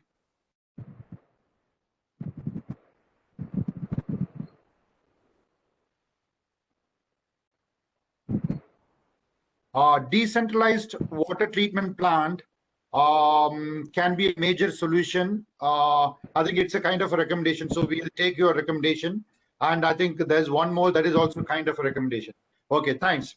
So we will move on to the next part, which is the summary or a sum up of the key takeaways. Before that, thanks a lot, Dr. Janak, for moderating the previous session. It was very wonderful. We had a lot of insights on our topic, which is the water management. Some of the key takeaways I will summarize now. So we all discussed about water management. We started with saying civilizations have emerged close to water bodies. We have been negligent in preserving water resources. Safe and clean drinking water has become a challenge. Demand is increasing while supply is reducing. City boundaries are expanding, but water source is limited. Water scarcity is being witnessed in 11 out of 20 large cities of India, Chennai among them, despite significant rainfall. Store water and reduce flood rate. Retrieve all 16 major canals, which are major flood carriers, inland waterways, and estuaries. Restoring all water bodies, tanks in Chennai, how to go about it. Already a lot has been done. By 2024, we will ensure about 750 MLD of water without including the lake water source by Chennai Metro Water. Water scarcity strategy, water security strategy, like rainwater storage, alternative sources, design intervention, stakeholder engagement is of paramount importance. Design such that 60% of water utilized is recycled water. Reverse osmosis process eliminates pollutants and harmful microorganisms. Cheapest process to avail potable water from seawater to be adopted. City can fulfill about 80 to 85% water requirement from desalination process if employed properly. Rainwater harvesting is very important to be taken as the topmost priority for any water management strategy. Decentralized resource recovery plan to be adopted. Need to look at international best practices like Shanghai Humpeng River. Leakage detection and rectification, losses of about 40 to 50% due to leakages are happening at this point in time. We need to have innovative solutions around it. Decentralization of the system. Currently, no segregation of black and gray water. We need to adopt dual plumbing on a fast track manner. Importance of studying geomorphology of terrain, topography, hydrography. Improve indigenous technology and use them for Indian conditions. Employ big data and IoT in monitoring groundwater consumption. Use scientific urban and perishable land use policy.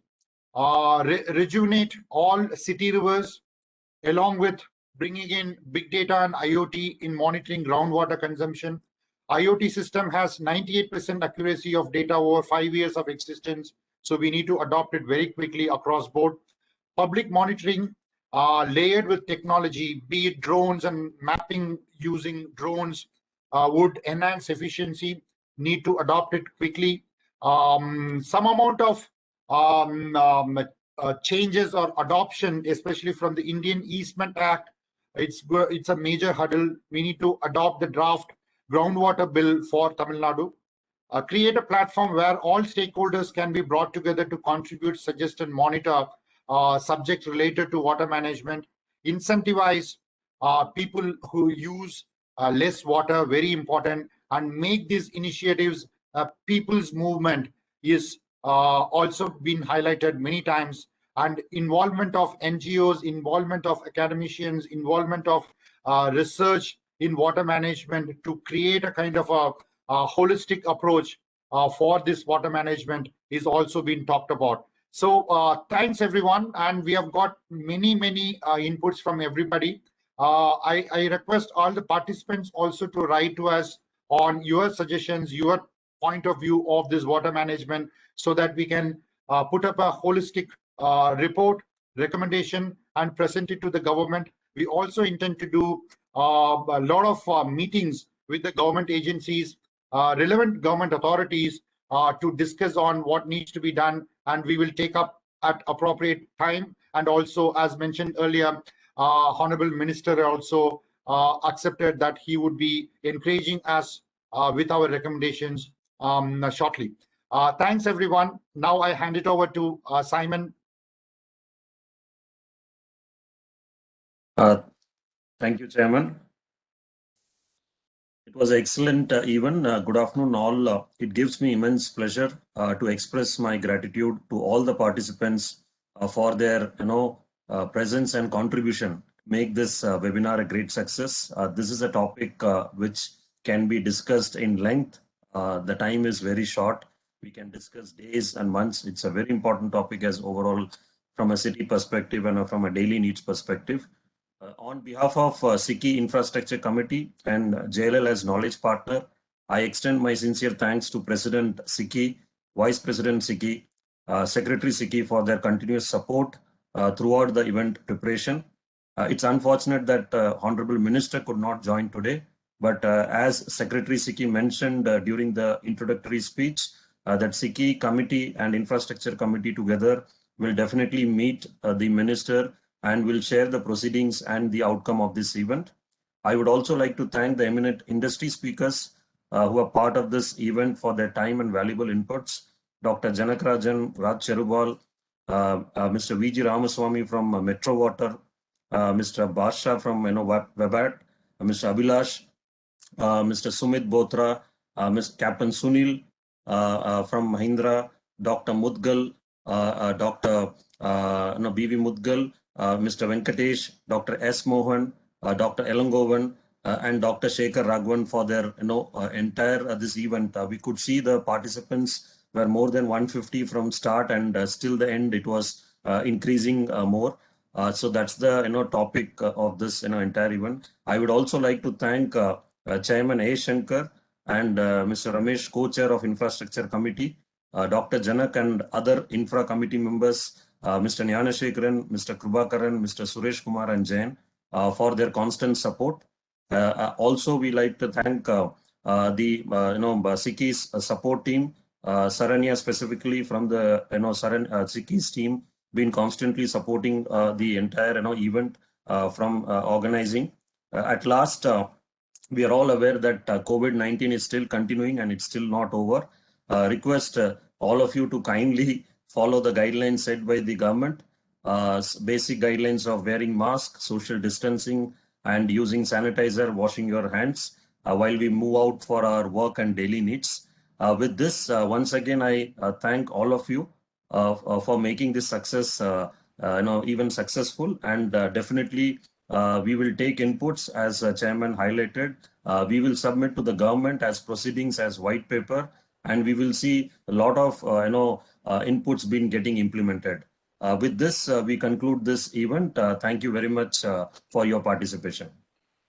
Thanks a lot, Simon, for your support in making this event a great success and the JLL's knowledge partner. I request all the members, everybody here to switch on the video for a final screenshot, group screenshot.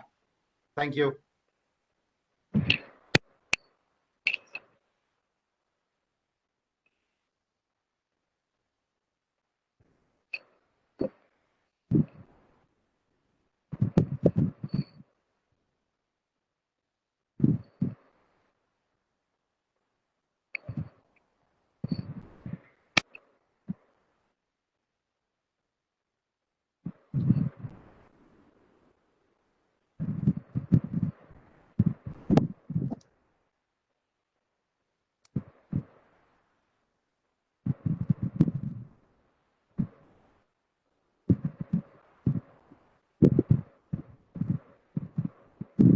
Yes, thank you very much.